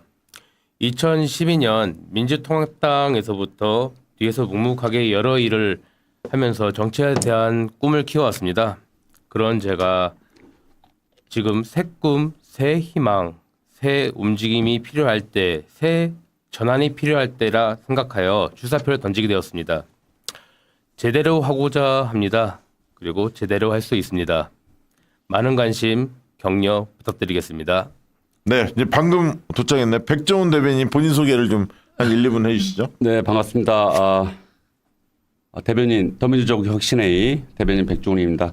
저는 가톨릭대 미디어 기술 콘텐츠학과 초빙 교수로 있고요. 문화 콘텐츠학을 전공한 박사이기도 합니다. 부천 갑에서 다음 총선 준비를 하고 있고요. 을이 갑이 되는 세상, 이재명의 기본사회 30년, 산업화 민주화 30년, 그 다음에 국민의 먹거리를 찾는 4차 산업혁명 시대에 시대가 바뀌고 세상이 바뀌었는데 새로운 패러다임의 새로운 인재, 새로운 정치 세력, 세력 교체, 국민의 먹거리를 걱정할 수 있는 미래 세대의 정치를 하고 싶어서 이번 선거를 준비하고 있습니다. 네. 네, 고맙습니다. 각자 본인 소개할 수 있는 사진을 좀 2장씩 준비해 오라고 말씀드렸는데요. 자, 먼저 김병도 교수님부터 볼까요? 사진 어떤 사진이 준비되어 있습니까? 설명을 좀 간단하게 해주시죠. 이건 아까 제가 제 소개 때 말씀드렸는데요. 네. 2007년에 이제 그 당시 성남시장님이셨던 이재명 현재 당대표님이십니다. 네. 그때 이제 처음으로 대통령 후보로 출마했을 때 나주를 한번 방문하셔가지고 강의를 한번 하셨어요. 네. 전체 모여가지고. 그때 이제 제가 함께 하면서 제 큰아들, 둘째 아들, 셋째 아들을 같이 데리고 갔습니다. 그 네. 사진이 지금도 우리 가족에게는 예. 큰 추억으로 남아있고 예. 기념품입니다. 예, 저희 가족 기념품. 그 지역이 지금 서삼석 의원이죠? 지금 도전하는 지역이? 저는 제가 도전하고 있는 지역은 서삼석 의원 지역구입니다. 예. 다음 사진 보여주십시오. 네, 이 사진은 이제 기본사회 이제 지금은 기본사회라고 많이 표현하지만 제가 경기도 기본소득위원회 위원으로 함께하고 있을 때 이재명 당대표께서 저한테 이 쪽장을 수여하는 그날입니다. 네. 그 기본소득 박람회에서 네, 그 사진을 좋습니다. 기념사진으로 갖고 있습니다. 유재승 대표 사진 올려주시기 예. 바랍니다. 가져온 사진 띄워주십시오. 자, 어떤 사진이 있는지. 자, 이 사진은 어떤 사진이요? 예, 저 사진은 지금 평당원 양문석 박사라고 이렇게 활동하고 계시죠. 독수리 오영재 방송에 갔다가 박사님이 저를 위로해주고 있는 장면입니다. 제가 이제 이날 전까지 활동을 조금씩 하다가 활동 선언을 하면서 출마 선언을 하면서 많이 힘들어가지고 이제 조금 감정적으로 조금 안 좋았던 적이 있었습니다. 그래서 양문석 박사님이 위로해주고 열심히 해라 하는 장면입니다. 그랬군요. 또 다른 사진 올려주시기 바랍니다. 예, 이거는 지금 현재 제가 기본사회 경기 공동대표로 있습니다.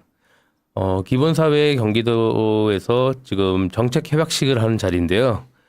제가 만약에 국회에 진출하게 된다면 기본사회 관련된 법안을 최대한 열심히 하겠다라는 게 기본 골자입니다. 네. 그래서 저희 정체성이 담양되어져 있습니다. 네, 그렇군요. 우리 유재승 대표는 예전에 한 4년 전에 그 우리 남영희 위원장이 예. 미추홀 도전할 때 네네. 그때 또 남영희 위원장 열심히 도왔던 예. 그때 기억이 납니다. 그때 처음 감사합니다. 얼굴 뵀던 것 같고요. 자, 백종원 대변인 본인 사진 2장 올려주시죠. 네. 저 사진은 비화가 있습니다. 그러니까 네. 개항을 보궐선거 때 사진인데요. 예. 제가 이제 저 때 식사를 하고 있었거든요. 물론 이제 후보님 도우러 간 건데 네. 마침 그 앞을 지나가시는 거예요. 이상하잖아요. 후보님은 선거운동 하시는데 도우러 간 사람 밥 먹고 있고 예. 얼른 나갔더니 사진 한 장 찍자. 그래서 이렇게 사진 찍은 네, 사진입니다. 그렇군요. 이게 다정하게 보입니다. 네. 자, 두 번째 사진 올려주십시오. 네, 서울의 봄 여러분 500만이 돌파가 됐는데요. 관람객 수가 사실은 어떤 영화를 보고 행복을 느끼기도 하고 분노를 느끼기도 하죠. 곡성 같은 영화를 보면 열린 견말 좀 찝찝하거든요. 서울의 봄을 보고 나서 관객들이 굉장히 분노를 느낍니다. 1979년 12월 12일 날 벌어진 내용인데요. 2024년 4월 10일 우리가 지금 분노를 느끼고 있는데 대한민국의 봄은 여러분 5천만의 행복을 느낄 수 있도록 열심히 민주당이 저를 포함해서 민주당 열심히 하도록 하겠습니다. 이거를 이제 웹작으로 만든 거군요. 네, 네. 제가 만든 겁니다. 그 멋집니다. 밑에 보면 사실 작게 제 글씨가 있긴 합니다. 그러네요. 저를 소개하는. 네. 야, 역시 문화 쪽을 예. 전공해서 그런지. 저게 어제 릴리스했는데 예. 굉장히 호응이 좋습니다. 지금. 그러네요. 예. 잘 만들었어요. 예. 감각이 좋네요. 지금은 미디어 선거이기도 하겠어요. 네. 네, 좋습니다. 개인적으로 관심 최근에 가지고 본 이슈는 뭡니까? 뭐 개인적인 이슈를 이야기하고 싶지만 좀 자제하고 민주당 이슈 중에 가장 관심이 큰 이슈 중에 하나가 네. 지금 권리당원과 대의원의 표의 등가성을 어떻게 할 것인가. 오늘 뭐 3시까지 투표한다고 하더라고요. 네네. 그것에 대해서 이제 제가 관심을 가졌는데 네. 이것은 아마 우리 박지영 대표님께서도 그 당시 활동하셨기 때문에 더 잘 아시겠지만 20년 전에 이미 다 결론이 난 사안이었어요. 그렇죠. 열린 우리당 시절에 이미 그 대의원을 권리당원들이 투표로 해서 뽑았습니다. 네. 뽑았고 그들이 뽑힌 대의원들이 그 권리를 가지고 대의원 권리를 가지고 뭐 당대표가 됐든 최고위원이 됐든 그 대의원으로서의 실질적인 권한을 가지고 행사했던 20년 전의 역사가 있어요. 이미 우리나라에. 네. 그럼에도 불구하고 지금에 와서 지금 표의 등가성을 반대하는 아니면 좀 이렇게 거부하는 듯한 그런 모습을 비치는 네. 그분들이 저는 좀 당내의 기득권과 패권이 아닌가 이런 좀 아쉬움이 좀 있고요. 이미 표의 등가성은 권리가 있는 모든 당원은 똑같은 권리를 가져야 한다라는 것이 전 민주주의 원칙에 맞다. 그리고 민주당 정신에 맞다. 네. 그래서 그것은 저는 지금 타협하고 있는 과정인데 저는 더 구체적으로 표의 등가성이 똑같아야 된다라고 생각하고 있습니다. 네, 이게 뭐 총선 오늘 뭐 통과되면 또 총선 지나면 또 한바탕 이제 전당대회 앞두고 네. 한 번 더 이야기 될 가능성이 있죠. 또 한 가지 더 좀 언급드리자면 KF21 차세대 전투기 관련해 가지고 예. 이제 이건 국민의힘하고 관련된 내용입니다. 예산이 40대에서 20대로 줄었어요. 네. 그것은 정말 안보하고 산업을 동시에 날려버리는 그런 일이거든요. 네. 그래서 보수 정권이 안보와 산업을 동시에 지금 날리고 있다. 이 부분도 지금 우리가 간과해서는 안 되는 중요한 좋습니다. 사안이라고 생각이 듭니다. 좋습니다. 네. 자, 유재승 대표는 어떤 이슈에 관심이 많습니까? 최근에 있었던 경기도청 압수수색입니다. 좀 지났긴 했는데요. 경기도청을 14번이나 압수수색을 했다고 들었습니다. 근데 나온 게 없잖아요. 네. 예. 근데 무슨 목적으로 저렇게 할까? 네. 이걸 보시는 분들은 다 알지 않을까 싶습니다. 예. 지금 윤석열 정권은 군사 독재 못지않게 검찰 독재 정권이라고 생각합니다. 그래서 얼마 전에 지인이 그러더라고요. 서울의 봄 보고 나왔는데 윤석열과 전두환이 겹쳐 보이더라. 예, 그래서 지금 검찰 독재 정권 이거에 대한 좀 우려가 계속 생기고 있고요. 네. 또 다른 문제는 이슈는 중국에서 시작된 폐렴 문제입니다. 그거 심각하던데요? 예. 지금 마이코플라즈마 폐렴이라고 하더라고요. 네. 예. 근데 인도나 대만 같은 중국 인접국들은 지금 이거 비상 상황인데 한국 보건 당국은 그냥 위생만 신경 쓰면 된다. 이게 현실에 나온 답변입니다. 국가에서 내놓은. 그래서 지금 지금 저희 탄핵 마렸다님이 슈퍼챗 보내주시면서 초등 아들이 있는 아빠로서 폐렴으로 난리인데 걱정이다고 이 정부에서 코로나 같은 일 생기면 어쩌나 조마조마합니다. 뭐 이런 네. 댓글들이 있어요. 맞습니다. 그래서 대한아동병원협회에서 그래서 입장문을 발표했죠 최근에. 네. 예, 근데 이게 특히 어린이들한테 위험하다고 하더라고요. 이게 심해지면 중증으로 이제 발전돼서 네, 이제 네. 심각해진다. 그래서 이 보건 당국에서 대체 뭘 하고 있는지 참 암울할 뿐입니다. 네, 알겠습니다. 자, 박정원 대변인. 네, 백종원입니다. 네. 네. 뭐 최근에 뭐 디올 가방, 엑스포 뭐 여러 얘기들이 있는데요. 많이 했으니까 엑스포에 대해서 다시 한번 좀 말씀드리겠습니다. 왜냐하면 제가 BIE 국제 박람회 기구 그분들과 예전에 한번 일을 한 적이 있어요. 왜냐하면 우리나라도 축제공항이라는 비판을 좀 받고 있잖아요. BIE에서 실제 지역에서 축제에 외국인들이 얼마나 오는지를 또 점검을 하기도 합니다. 예, 엑스포라는 게 인정 엑스포가 있고 등록 엑스포가 있고요. 네. 등록 엑스포 같은 경우에는 이제 우리 이번에 부산 예, 엑스포고 인정 엑스포는 여수입니다. 예. 순천 정원박람회도 인정이었죠. 네, 네. 기억이 네. 납니다. 여수에 우리 KTX 가잖아요. 네. 예, 인정 엑스포를 했음에도 불구하고 지역이 발전되는 거죠. 지역 균형 발전. 사실은 우리나라도 부산으로 하겠다는 것은 뭐 신공항 또 그 지역에 네. 항구 개발이라는 게 있었는데 웃기지 않습니까? 지역 분권 균형 발전이라고 하는데 엑스포 유치의 전략과 동기가 그거였는데 동시에 또 정부 여당 국민의힘에서는 메가서울을 발표하잖아요. 그렇죠. 예. 전혀 맞지도 않다. 그리고 그때 달라요. 예. 그리고 그 한류 콘텐츠가 한류 스타들이 그 총 22분의 PT 시간 중에 33초 영상이 나오는데요. 네. 그분들이 이제 이런 겁니다. 실패한 참 그 흥행이 안 된 영화에 출연한 배우들은요. 다음에 섭외 대상에서 조금 예, 손해를 보죠. 오히려 그분들한테 예. 안 좋은 결과를. 네, 왜냐하면 제가 이제 어. 그 문화예술 쪽으로 대학에서 교수도 하고 또 이제 문화예술을 네. 많이 만나서 그 영상에 출연하신 분들이 제가 좀 이걸 뭐 개인적으로 좀 들은 얘기입니다.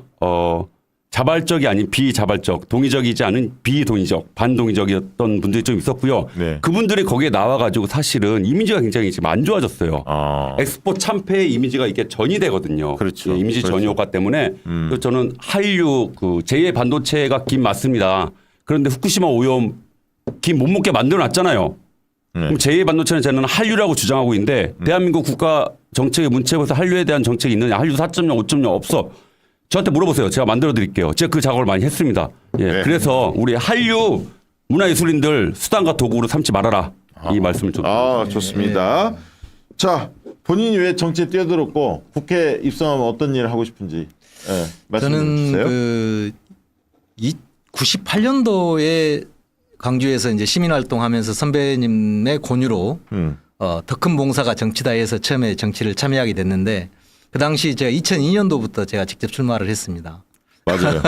그때 뭐 했잖아요. 시의원인가 부의원인가. 예, 광주에서 구원도 했었습니다. 예. 그렇게 해서 이제 정치 참여를 했다가 계속해서 이제 낙선하게 되죠. 2010년, 2014년도까지 광주 북구청장 선거 경선까지 이제 그 가서 컷오프 되고 하면서 이제 네. 접었다가 다시는 출마를 안 하려고 했습니다. 음. 그 이후로는 정치 출마보다는 내 아이들과 가족과 행복하게 좀 고향에 가서 좀 살아야 되겠다 네. 싶어가지고 고향으로 아예 다시 내려가서 가족과 살다가 작년 그 대선 끝나고 나서 네. 우리 후보 이재명 후보님이 이제 낙선이 되고 나서 고향이 이렇게 학생들을 가르치고 저는 강의를 주로 했기 때문에 강의하면서 이렇게 있는데 정말로 모든 것이 날아가더라고요. 난리면으로 시작된 이야기가 시작되면서 민생, 평화, 안보 모든 부분이 다 날아가는 현실을 보고 내가 이대로 가만히 있는 것도 이것도 잘못된 일이다라는 생각을 해서 네. 참여한다면 내가 언제 참여해서 이 일을 다시 한번 해볼 수 있을까라고 해서 희생과 봉사로 생각하고 지금 다시 한번 뛰어들게 됐습니다. 멋지네. 국회 들어가면 뭘 가장 먼저 하고 싶어요? 저는 제가 영암 무안 신안을 돌아다니면서 가장 크게 느낀 게 우리가 지금 인구 감소 지역을 많이 네. 여야를 불문하고 많이 이야기하지 않습니까? 인구 감소 지역을 해소하기 위해서 백방의 노력을 하지만 아무런 효과가 나타나지 않고 더 수도권 중심으로 국가가 재편되고 있거든요. 거기에 가장 큰 문제 중에 하나는 예산을 얼마 쓰느냐가 문제가 아니라 실질적으로 법 질서가 우리나라 어디에 살아도 행복하게 살 수 있는 지역으로 바뀌어야 되는데 그게 구조적으로 안 돼 있다고 생각이 들어요. 무슨 이야기냐면 사람 중심으로 이번에 이제 제가 선거구제 이야기를 아직 안 했습니다마는 사람 중심으로 머릿수 중심으로만 국정이 다 짜여져 있기 때문에 지역에 이렇게 땅을 지키고 있는 국민들은 힘들게 살 수밖에 없다. 물론 네. 가장 심각한 것은 의료 문제, 교육 문제가 가장 심각해요. 몸이 아파도 병원에 갈 수가 없고 교육을 받고 싶어도 교육을 받을 수가 없기 때문에 수도권으로 다 올라오는 거거든요. 네. 첫 번째 그런 문제들을 다 해소하기 위해서는 헌법을 좀 바꿔야 된다. 저는 헌법 개정에 총력을 기울이고 싶은 게 우리나라 단원제가 저는 문제가 있다고 생각합니다. 전국이 국토가 골고루 잘 살게 하려면 양원제로 가야 된다. 그래서 상하원제로 만들어서 국가가 세 가지 요소로 구성이 되는데 국민주권, 영토주권. 이 이제 주권인데 영토 국민 주권인데 영토 주권 국민 주권 중에서 지금 우리나라는 현행법에 국민만 주권을 강화시켜 놓고 영토 주권이 제외되어 있기 때문에 그 부분에서 국토 균형 발전도 어렵고 전국이 골고루 잘 사는 지역은 레토릭에 불과한 현실을 저는 깨고 싶습니다. 네. 정상화시키고 싶습니다. 균형 발전에 대해서 이렇게 본인만의 명확한 어떤 입장, 철학이 잘 준비됐다는 느낌이 듭니다. 자, 유재성 대표는 왜 정치에 뛰어들었고 어떤 국회 들어간다면 어떤 일을 하고 싶은지. 제가 뛰어들게 된 것은 보다 나은 세상을 만들고 싶다는 명제하에 뛰어들게 됐습니다. 2012년에 시민캠프 동행 1팀 부팀장으로 시작해가지고 뒤에서 누군가를 도와준다면은 그분들이 더 좋은 세상을 만들 것이라 이렇게 생각하고 있었습니다. 그래서 뒤에서 묵묵하게 바라는 거 없이 그냥 활동했는데 지금 와서 보니까 사회 양극화나 불평등이 더 심화된 것 아닌가. 그리고 내일이 저희 둘째 돌잔치하는 돌날인데요. 잔치는 안 하고. 네. 축하드립니다. 제 딸, 감사합니다. 도은이 나은이 맞죠? 예. 나은이 나은이. 예, 나은이요. 책을 봤거든. 예, 예. 그 나은이가 이제 성인이 되었을 때 예. 불평등하고 불공정한 사회, 그다음에 비상식이고 기본이 되어 있지 않는 대한민국에서 살아야 된다. 떠올리니까 암담하더라고요. 네. 그래서 특히 또 이번 정권 윤석열 정권 들어서 너무 최악으로 가고 있지 않나 그렇게 생각하고 있고요. 그러다 보니까 한번 언젠가 기회가 되면 나서야겠다 네. 했는데 지금이 그때인 거고 여기는 꼭 이제 해야겠다. 지역이 여기는 그 이모경 의원죠. 그래서 예. 광명에.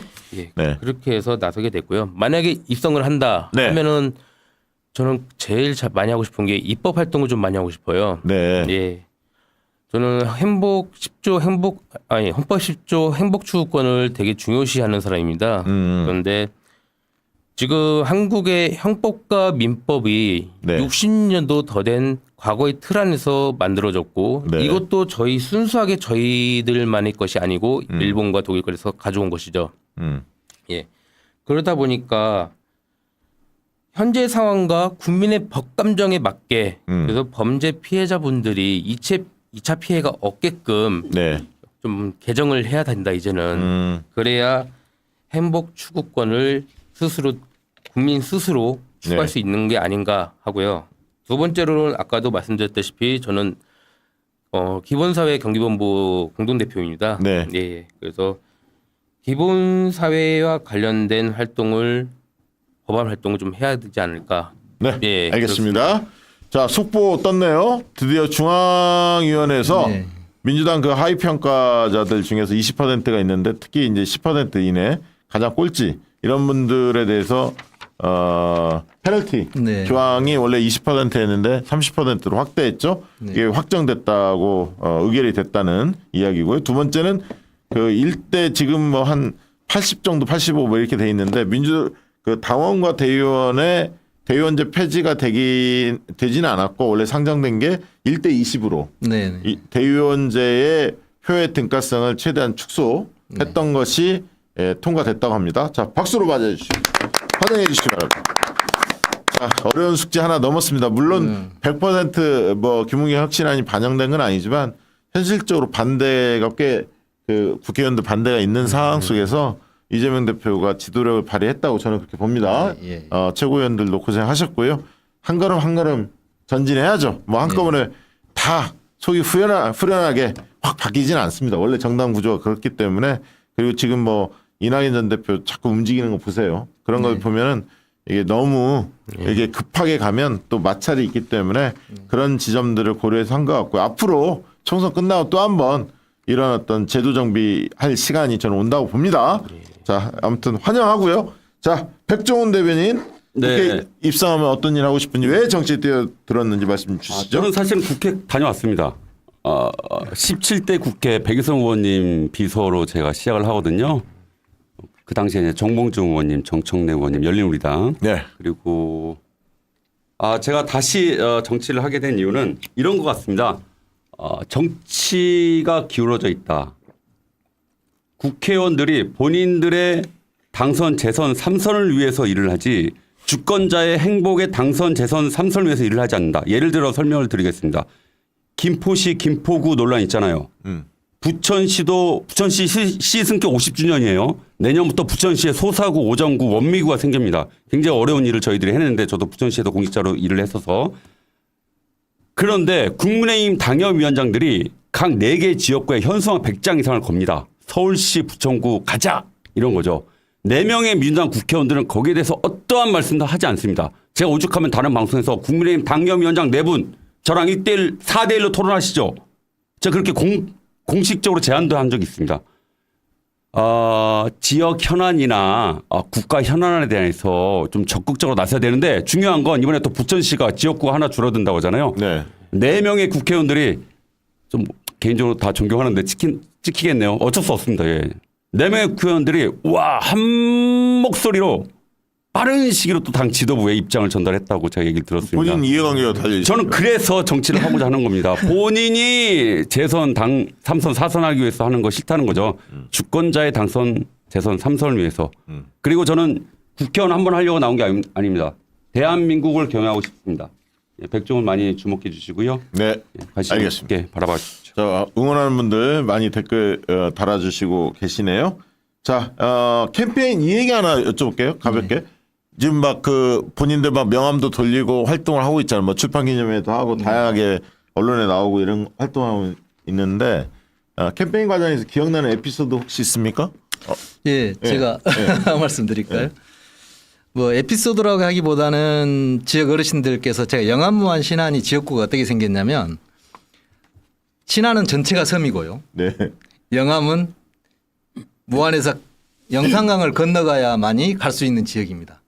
그렇기 때문에 지역이 상당히 거리가 있어서 기본 1시간 이상을 이동을 해야 타 지역구로 이제 이동이 가능합니다. 타 시군으로. 이제 그런 지역을 다니고 있는데 가다 보면 많은 분들을 만날수록 길거리에는 일단 사람이 없습니다.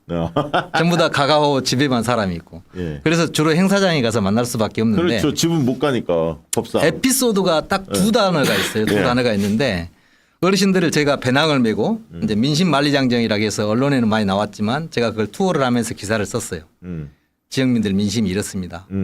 그랬더니 가장 많이 나오는 이야기가 제발 쌈질 좀 하지 말고 제대로 정치 좀 해라. 그 어르신들의 가장 많은 말씀이었어요. 그게 제 프레임인데. 네, 그리고 싸움을 하려면 제대로 해라.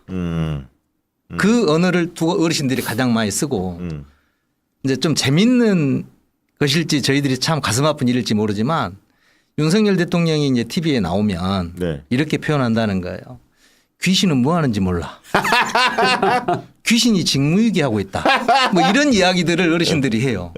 그래서 그런 이야기들을 제가 현장에서 에피소드 비슷하게 말씀드렸지만 참 가슴 아픈 현실이다 이렇게 생각이 들고 이것을 좀 저희들이 극복해야 되지 않을까. 오늘 그 썸네일로 유력한데 귀신은 뭐 하는지 몰라. 네. 에피소드 혹시 있어요? 캠페인하면서. 저는 캠페인에서 선거 캠페인 하나를 말씀드리고 싶은데요. 네. 국민분들이 자기의 목소리를 내고 싶어하는 샤이 국민들이 많다. 예, 그 지역 캠페인 대선 때 캠페인인데 그 지역에서 정책에 대해서 아니면 사회에 대해서 불만 있으면 말을 해봐라 하는 캠페인을 한번 한 적이 있어요. 네. 근데 아무도 안 하다가 누군가 하나가 터지니까 우르르 올라와서 이게 불만이야, 이게 불만이야. 그렇죠. 목소리가 올라오게 하더라고요.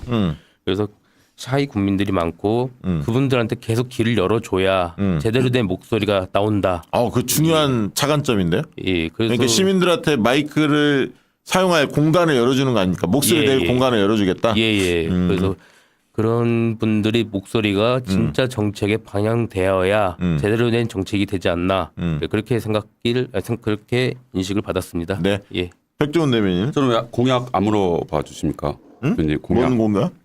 국회의원이 되면 아, 뭐 그거 법안이나 묶어서 얘기하라니까 그걸 까먹고 왜 저는 사회자를. 공약 1호가 윤석열 탄핵입니다. 윤석열 탄핵이고요. 예, 제 페이스북에 이미 공개를 했고요.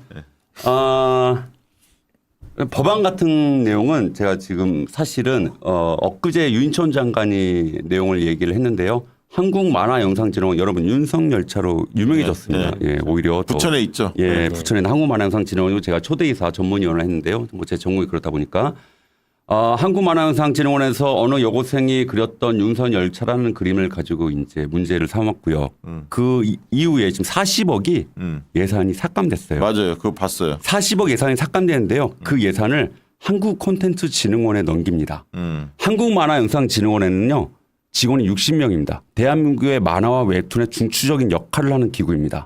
그런데 한국콘텐츠진흥원의 두세 명이 그 역할을 지금 하게 생겼습니다. 40억을 가지고. 이게 지금 윤석열 정권의 문화 정책입니다, 여러분. 반드시 탄핵해야 될 사유들이 하루하루 지날수록 넘어가고 있고요. 그래서 저는 문화분권에 대한 법률에 대해서도 좀 열심히 에피소드. 연구하고 있습니다. 선거운동 때 에피소드. 네. 대한민국 정치 트렌드 2023. 우리 박지영 대표. 2024. 2024. 제가 사실은 지금 발음 안 좋다고 그러는데 제가 딕션이 사실 굉장히 좋은 사람인데 혓바늘이 좀 세게 났어요. 뭐 어제도 좀 명쾌특혜쇼 그 전봉주 의원 박진영 선배는 또 서수만 개그맨이랑 같이 해서 새벽까지 좀 이렇게 정리를 하다 와가지고 제가 좀 발음이 안 좋다고 술 먹다 그러시는데. 왔겠지. 네, 맞습니다. 네, 디프리 했고요. 같이 고생하시는 분들이랑 혓바늘 때문에 지금 발음이 안 좋다는데 이제 다시 좀 말씀드리겠습니다. 지역에서는요. 많은 분들의 사랑을 받고 있어요. 왜? 제가 30년 살았거든요. 근데 우리 선배님, 김현우 선배님, 제가 전남 무안 현경에서 태어났습니다. 제가 집이 무안 현경입니다. 네. 예. 아마 같이 경쟁하시는 백재욱. 아니 서삼석 후보님도 서삼석 의원님이 무안 현경입니다. 그 지역구에도 백재욱 선배도. 백지욱 그분은 저기 신안이십니다. 신안이. 예. 그분은. 또 고향 선배님이라서 제가 끝나고 말씀드리려고 그랬는데 어쨌든 고향은 무안인데 부천에서 30년 살아가지고 요 말씀만 드릴게요. 가을 병정이 있는데 제가 정으로 우리 아버지랑 저희 가족들 이사를 옵니다. 그리고 을에서 살고 그 을의 국회의원 백이선 의원 제가 비서를 하게 되고요. 병에서 제가 시의원을 합니다. 29살에 최연소 전국에서 6명만 20명이었고요. 갑은 제가 지금 준비하고 있는 갑은 제 모교입니다. 가톨릭 때 거기서 박사를 받았고요. 10년간 거기서 학생들을 가르쳤습니다. 이렇게 네. 많은 사람들과 응원을 받고 있습니다. 지금 지역 일정이 있어서 우리 김병도 후보는 지금 일어나는데 끝으로 한 말씀 하시고 먼저 일어나시기 바랍니다. 뭐 제가 예상했던 내용을 다 채우지 못해서 일단 시청자분들께 죄송하고요. 한 말씀만 더 드리면 총선은 저는 그 혁신 경쟁이라고 생각합니다. 변화 경쟁. 그 변화를 잘 이끄는 시대 정신을 잘 반영하고 국민의 바람을 잘 따르는 정당이 저는 승리한다고 생각합니다. 그러기 위해서 민주당은 그간에 어떤 어려움이 내부적으로 있었던 갈등이 있었던 간에 국민들의 바람을 잘 들여다보고 어떤 혁신을 통해서 시대 정신을 구현할 수 있을지 그것만 전념했으면 좋겠습니다. 특히 지금 청와대에서 계속 거부권을 행사하고 있는 각종 법안들이 있는데 거부권을 거부하는 강력한 개혁 입법이 앞으로도 끊임없이 추진돼야만이 국민들이 민주당에게 기대하고 희망을 계속 갖지 않을까 이렇게 생각해서 그 변화 경쟁에 민주당의 중심이 되어야 된다. 그리고 그걸 이끌어야 된다 이렇게 생각합니다. 저 또한 부족하지만 최선을 다해서 그 변화 경쟁에 함께 뛰어들겠습니다. 고맙습니다. 야, 김병도 후보 모처럼 봤는데 가르친 보람이 있구만. 고맙습니다. 역시 잘 성장했어. 예. 멋있습니다. 가서 선전하시고. 예. 예. 두 분께도 예. 응원 보내겠습니다. 네. 네, 수고하십시오. 네. 자, 두 분께 이어서 여쭤볼게요. 민주당 혁신 과제. 예. 저는 그렇게 생각합니다. 민주당이 지금 개선해야 될 부분이 가장 시급한 게 총선 전에 정체성의 재확립이 필요하지 않나 합니다. 지금 윤석열 정부로 인해서 지금 정치는 전쟁화돼 버렸다. 아. 예, 그렇게 됐고 이와 관련해서 출마자와 민주당 인사들의 정체성 재확립이 필요하지 않나 생각하고요. 그게 어떤 출마자분이 그러시더라고요. 예전처럼 독재 시대가 아니다. 그 소리 듣고 검찰 독재 시대 아닌가? 갑자기 저는 그런 생각이 들더라고요. 네. 현재 윤석열 정권은 검사 독재 시대, 검사 독재 정권이라 생각합니다. 네. 예. 더불어민주당이 이번 총선에서 그리고 검찰 독재 정권과 싸우고 있는데 총선에서 이긴다 하더라도 윤석열 정권과 제대로 싸울 수 있는지 정체성 확립이 안 되면은 어떻게 싸울 것인지 이거에 대한 의문이 듭니다. 네, 알겠습니다. 백종원 대변인, 민주당 혁신과제 어떤 게 있습니까? 뭐 더민주정기 혁신의 대변인으로 있기 때문에 뭐 혁신과제에 대해서는 굉장히 드릴 말씀이 많습니다. 근데 시간이 좀 한정돼 있어서 저는 정치 교체, 세력 교체라고 말씀을 드리는데요. 세대 교체가 아닙니다. 남녀노소가 모두가 참여하는 그런데 어떤 세력이냐가 중요한데요. 네. 산업화 30년 아까 말씀드린 민주화 30년 앞으로는 4차 산업혁명 시대에 세상의 패러다임이 바뀌었기 때문에 이런 겁니다. 일자리가 줄어듭니다. 근데 네. 일자리 늘리려고 하면 안 됩니다. 일자리가 없는데 어떻게 늘립니까? 무슨 일을 찾습니까? 콜센터에 직원분들 계시잖아요. 지금 챗봇으로 다 움직이잖아요. 이렇게 세상이 변하고 있습니다. 택배 하시잖아요. 로봇 택배, 드론 택배가 들어오고 있습니다. 그래서 국가가 최소한 국민의 의식주를 책임질 수 있다. 그럼 국민이 적어도 국가가 나의 삶의 기본적인 생활을 보장해 줄 수 있다라는 확신이 들어야지 앞으로 국민들이 본인들이 원하는 어떤 세상 어떤 꿈들을 발휘할 수 있다. 그래서 기본 사회를 준비하는 그런 세력들이 앞으로 좀 들어가야 된다. 근데 문제는 민주당에서 참 말하기가 힘들어요. 네. 저도 한천년 활동을 했지만 네. 그 저희 운동권의 특유의 문화 있잖아요. 컬렉티비즘, 예. 집합주의, 예. 후배가 말하면 이렇게 묵사라고 누가 그래요? 아시잖아요. 누구? 실명을 까세요. 지금 그렇지 않은데 네. 지금 그래서 이런 겁니다. 국민의힘은요. 어쨌든 천하용에 인정하고 싶지 않지만 이런 브랜드가 있어요. 그렇죠. 근데 우리 민주당 보세요. 30대, 40대, 20대 정치인들 중에 그런 브랜드 갖고 있는 사람이 있습니까? 예. 앞으로는 좀 이러한 소통의 구조, 소통의 프로세스도 변화가 필요하다. 민주당. 그리고 두 번째 대한민국의 권력은 헌법 1조 네. 국민으로부터 나오죠. 네. 당의 주인은 당원입니다. 당원 갈라치기 하지 마시고요. 자기 지지하지 않는다고 그걸 특정 세력으로 매도하지 마십시오. 원칙과 상식이요. 예, 원칙과 상식적으로 하십시오. 그리고 탈당하세요, 빨리. 그리고 왜 그럽니까? 오늘 기사 검색하니까 정세균 예전 총리부터 그러니까 올드보이들이 나타나가지고 또 이재명 당대표에 대해서 리더십에 대해서 이런저런 이야기를 하죠. 그거는 좀 이현우 의원의 말에 의해서 그렇게 네, 된 그 거고 말을 한 그래서 거죠. 그건 확인해 봐야 돼. 네네. 이현우 의원이 자기 유리한 대로 확대 해석해서 언론 플레이 할 수도 있습니다. 늘 네. 그런 거는 네. 정치하는 사람들이 조심해야 돼. 네네. 네. 네, 그 기사 봤는데 예 맞습니다. 제가 말을 좀 이현우 의원에 대한 그렇죠. SK 그러니까 계열이잖아요. 그렇죠. 네. 그러니까 자기 유리하게 써먹거든. 그리고 또 언론이 그런 것들을 또 활용을 해요. 그렇습니다. 재밌게. 그러니까 우리 이재명 대표 지지하는 분들이 아무튼 이게 이제 흔히 말해서 이 반동 세력들, 반개혁 세력들을 명확히 하긴 하되 최소화시켜야 하거든. 이게 막 늘리면 안 되거든. 그렇죠. 그러면 당이 4분 5일 되면 많은 국민들이 이번에 민주당이 압승해 달라는 염원인데 그걸 지키지 못할 수가 있어요. 그래서 지혜롭게 가야 합니다. 네. 자, 그 정도 하고 한동훈 이준석에 대해서는 어떻게 생각하십니까? 짧게 한동훈 어떻게 생각하십니까? 검사 독재 정권의 선봉장이다. 음. 예. 당대표 이재명 당대표 수사, 경기도청 압수수색, 언론사 수색. 더 말할 필요가 없지 않을까요? 이거는 이준석 어떻게 평가하십니까? 정말인가요? 예. 이준석이 서민들을 표방한 청년 신임도 청년 박근혜가 영입한 네. 사람이었죠. 예. 그랬는데 지금은 정치 혐오 메이커다. 정치 혐오 메이커다. 예. 잘 들어오네요. 예.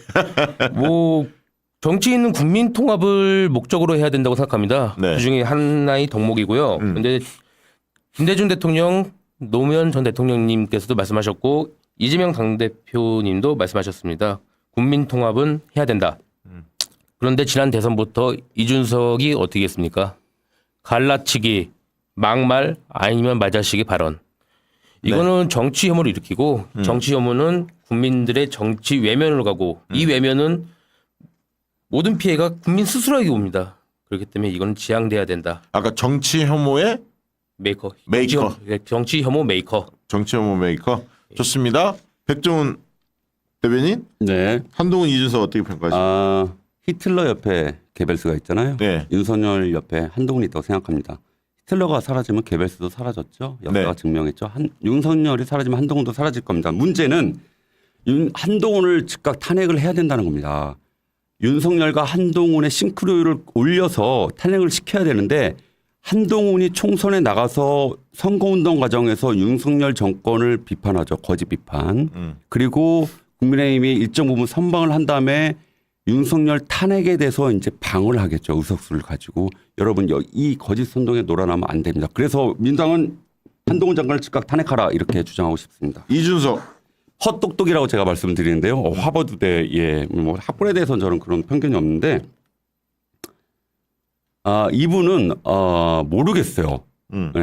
뭐 이준석 씨가 앞으로 신당을 찬당한다고 하는데 네. 그분이 원하는 게 국회의원 본인의 국회의원 의석 자기 자리인지 그렇죠. 자기 배지인지 아니면 정말 뭐 정치 개혁을 통한 건지. 근데 다음 총선은 반윤과 친윤으로 탄핵 세력과 탄핵을 반대하는 세력으로 나눠졌을 때 이준석 전 대표가 함께할 수 있는 여지가 있지 않을까라는 생각을 영화적 상상을 제가 해보고는 있습니다. 네. 자, 두 분께 질문할 게 있으면 댓글로 질문 남겨주시고 그 전에 질문 있었으면 좀 취합을 해주시기 바랍니다. 자, 마지막 질문 좀 드려볼게요. 이재명 대표 어떻게 생각하는지 먼저 백종원 대변인 먼저 네. 얘기하실래요? 저는 이재명 지사 때 경기도에 있는 한국도자재단 이사를 하면서 인연이 됐고요. 그분의 삶에서 이미 증명이 됐잖아요. 이재명 당대표의 정치 철학은 꾸며지어 있지 않습니다. 본인의 삶에 체화되어 있습니다. 거짓되어 있거나 연출되어 있지 않습니다. 그래서 나온 게 기본사회 정책입니다. 여러분, 이재명 당대표의 진실한 정책, 거짓되지 않은 정책, 저는 이거에 대해서 굉장히 신뢰를 하고 두 번째는 뭐 누구나 알고 계시는 유능함과 헌신함 제가 배우고 싶고요. 제가 대선 때 3번을 그러니까 지금까지 제가 살면서 3번을 숨소리까지 들을 정도로 뵌 적이 있는데요. 첫 번째는 이제 그 대선 패배 때 그 바로 앞에서 이제 인사를 드리면서 저를 꼭 손을 잡아줬던 적이 있고요. 두 번째는 아까 개항을 사진. 세 번째는 서울구치소 기각됐을 때. 네. 그때 기자회견 하셨잖아요. 네. 사실은 그 옆에 제가 있습니다. 대표님께 마이크를 전달한 게 저예요. 그때 급하게 기자회견을 어레인지 하라고 그래가지고 제가 좀 급하게 했는데 옆에서 보면 대표님 사실 얼굴 좀 작으시잖아요. 예. 그렇죠. 화면으로 저에 비하면 많이 작으시죠. 실제로 보시면 네. 근데 서울구치소에서 뵀을 때 정말 마음이 아프시더라고요. 정말 이런 표현하기가 좀 그런데 피골이 상접되더라고요. 네. 앞으로 이재명 시대는 반드시 열릴 거고요. 이재명 시대 개막을 함께 준비하는 사람도 여러분 주목해 주시고요. 그의 첫 번째 단추가 다음 총선이 될 것입니다. 이렇게 말씀드리겠습니다. 네, 유재승 대표. 이재명 네. 대표 어떻게 보시는지? 이재명 대표에 대해서 많은 수식어가 있죠. 수신력, 사이다 등등. 근데 저는 이렇게 하고 싶습니다. 다음 세대를 위한 움직임을 확실하게 주도하는 사람. 네, 그렇게 말하고 싶고요. 정치는 여러 일을 해야 되지만 미래, 다음 세대를 위해서 준비를 해줘야 됩니다. 그런데 이재명 대표는 기본사회라는 것을 통해서 다음 세대의 삶이 안전망이고 앞으로 우리 사회가 가야 할 방향을 제시해 줬습니다. 아젠다를 꺼내줬고 이를 이루기 위해 노력하고 계십니다. 그래서 저는 네. 다음 세대를 위해 움직임을 주도하는 사람이다. 이렇게 생각하고 싶습니다. 좋은 말이네요. 다음 세대를 위해 움직이는 사람이다. 예, 다음 세대를 위해 움직여주는 사람. 움직여주는 사람이다. 예. 좋은 표현인 것 같습니다. 자, 질문은 특별히 없는 것 같고요. 자, 댓글들 중에서 응원하는 댓글들이 많이 쏟아졌는데 특히 SKY님이 이젠 진짜 구시대의 유물 썩은 운동권 카르텔 정치 그만하고 민주당의 국회에 민주당 출신들이 국회에 개혁 신인들이 대거 진출해야 한다. 절실하게 이런 댓글 올려주셨고요. 즈다로바님이 김병도 후보 준비된 모습이 신뢰간다는 칭찬 글이 있었고요. 지금 데니아님이 용산 한강진역 2번 출구에서 김건희 명품 수수 관련 집회 중이라고 시간 되는 분들 참여 부탁한다는 댓글도 있었습니다. 자, 오늘 투어이브님 내일 아마 뵐 것 같은 내일 서울시당에서 뭐 강연이 있는데요. 민서넷이시죠? 민서넷인가 그렇죠? 그분들 내일 제가 가서 강의하기로 했는데 그 투어이브님이 열정적으로 박미정님 활동하고 계시죠? 박시영TV 빨리 50만 가자. 고맙습니다. 소장님 새 책 기대됩니다. 아까 가짜 사랑 권하는 사회 책이죠. 황희두님 머리 예쁘다고. 아까 탄핵 마렸다님 댓글은 아니 슈퍼챗은 좀 소개해드린 바 있고요. 오늘 저녁에는 1부, 2부 나눠서 진행합니다. 1부는 오창석, 임지웅 함께하는 시간이고요. 세대공감 코너입니다. 2부는 오늘 굉장히 이 코너 여러분들 많이 봤으면 좋겠는데 시간이 아마 8시로 땡겨질 것 같은데요. 진우 스님 특별 대담이 있습니다. 왜 모셨냐면 시국법회 야단법석 시국법회의 대변인으로 우리 활동하고 있는 진우 스님이죠. 이 진우 스님이 자승 이번에 전 조계종 총무원장의 입적 사망을 했는데 사찰에서 일이 이루어지지 않았습니까? 예. 소실됐습니다. 이와 관련된 다양한 지금 소문들이 나고 있고 뭐 국정원 이야기까지 나오면서 지금 많은 그 추측과 뭐 이런 것들이 떠돌고 있는데요. 또 불교계에 있으시니까 진우 스님이 조목조목 잘 파악하고 있더라고. 그래서 그동안은 함구하시다가 오늘 최초로 박시영 TV에 나와서 지금 있는 일어난 일련의 이야기들 자승 스님의 입적과 관련된 사망과 관련된 여러저러한 지금 의혹들에 대해서 최초로 이야기를 하신다고 하니까요. 오늘 많은 분들 이 방송 저녁 방송 지켜봐 주시면 좋을 것 같습니다. 자, 오늘 방송은 이것으로 마치겠습니다. 그 전에 한마디씩 듣고 마치도록 하겠습니다. 먼 길 오셨으니까. 자, 백종원 대변인부터 한마디 마지막으로 지시 호소의 말씀. 네, 지금 방금 문자 왔어요. 저 백 교수 나랑 약속해놓고 방송 나와 있는데 사실은 제가 지금 약속도 못 지키고 있고요. 전화도 잘 못 받고 있습니다. 우리 부천 갑 지역 주민 여러분 죄송합니다. 열심히 찾아뵙겠습니다. 요즘 제가 행복한 비명을 지르고 있는데요. 이번 주만 해도요. 죄송합니다. 행복한 비명이 아니고 행복한 친명. 네, 행복한 친명을 지르고 있는데요. 어제는 명쾌 토끼쇼 정봉주 의원 박지영 교수님 서수만 박사님과 함께했고요. 오늘은 또 박시영 TV에 이렇게 나와 있고요. 금요일 또 내일은 또 서울의 소리 주간 박진영에 또 나가고요. 또 토요일 날도 서울의 소리 유연변 정면 돌파 이렇게 나갑니다. 뭐 일주일에 방송을 지금 4번씩 하고 있고요. 지금 제가 지금 어떻게 살고 있는지도 모르겠어요. 하루에 4시간씩 자면서 이렇게 하고 있고요. 오늘 지각해서 죄송하고요. 저는 27살의 풋풋한 정치인이었습니다. 20년이 지났고요. 47살에 결기 있는 정치인이 되어 돌아왔습니다. 반드시 윤석열 탄핵시키고요. 기본사회 30년을 준비하는 이재명 시대를 개막하는 함께하는 동지로서 대동세상 억강무약 함께 나아가겠습니다. 백종원 여러분 많이 주목해 주십시오. 감사합니다. 네, 고맙습니다. 우리 또 유재성 대표 마무리 발언. 예. 저는 올해 만 39살 청년 정치인입니다. 신인이고요. 한 가지만 말씀드리고 싶습니다. 다음 세대를 위해서 이제는 새로운 사람들이 개혁을 하고 움직여야 할 때입니다. 저도 기회가 주어진다면 제대로 할 것이고요. 제대로 할 수 있습니다. 많은 격려 부탁드립니다. 그리고 지금 감기가 무척 심합니다. 감기 걸리지 않게 조심하십시오. 네. 감사합니다. 고맙습니다. 오늘 방송은 이것으로 마치도록 하겠습니다. 고맙습니다. 감사합니다.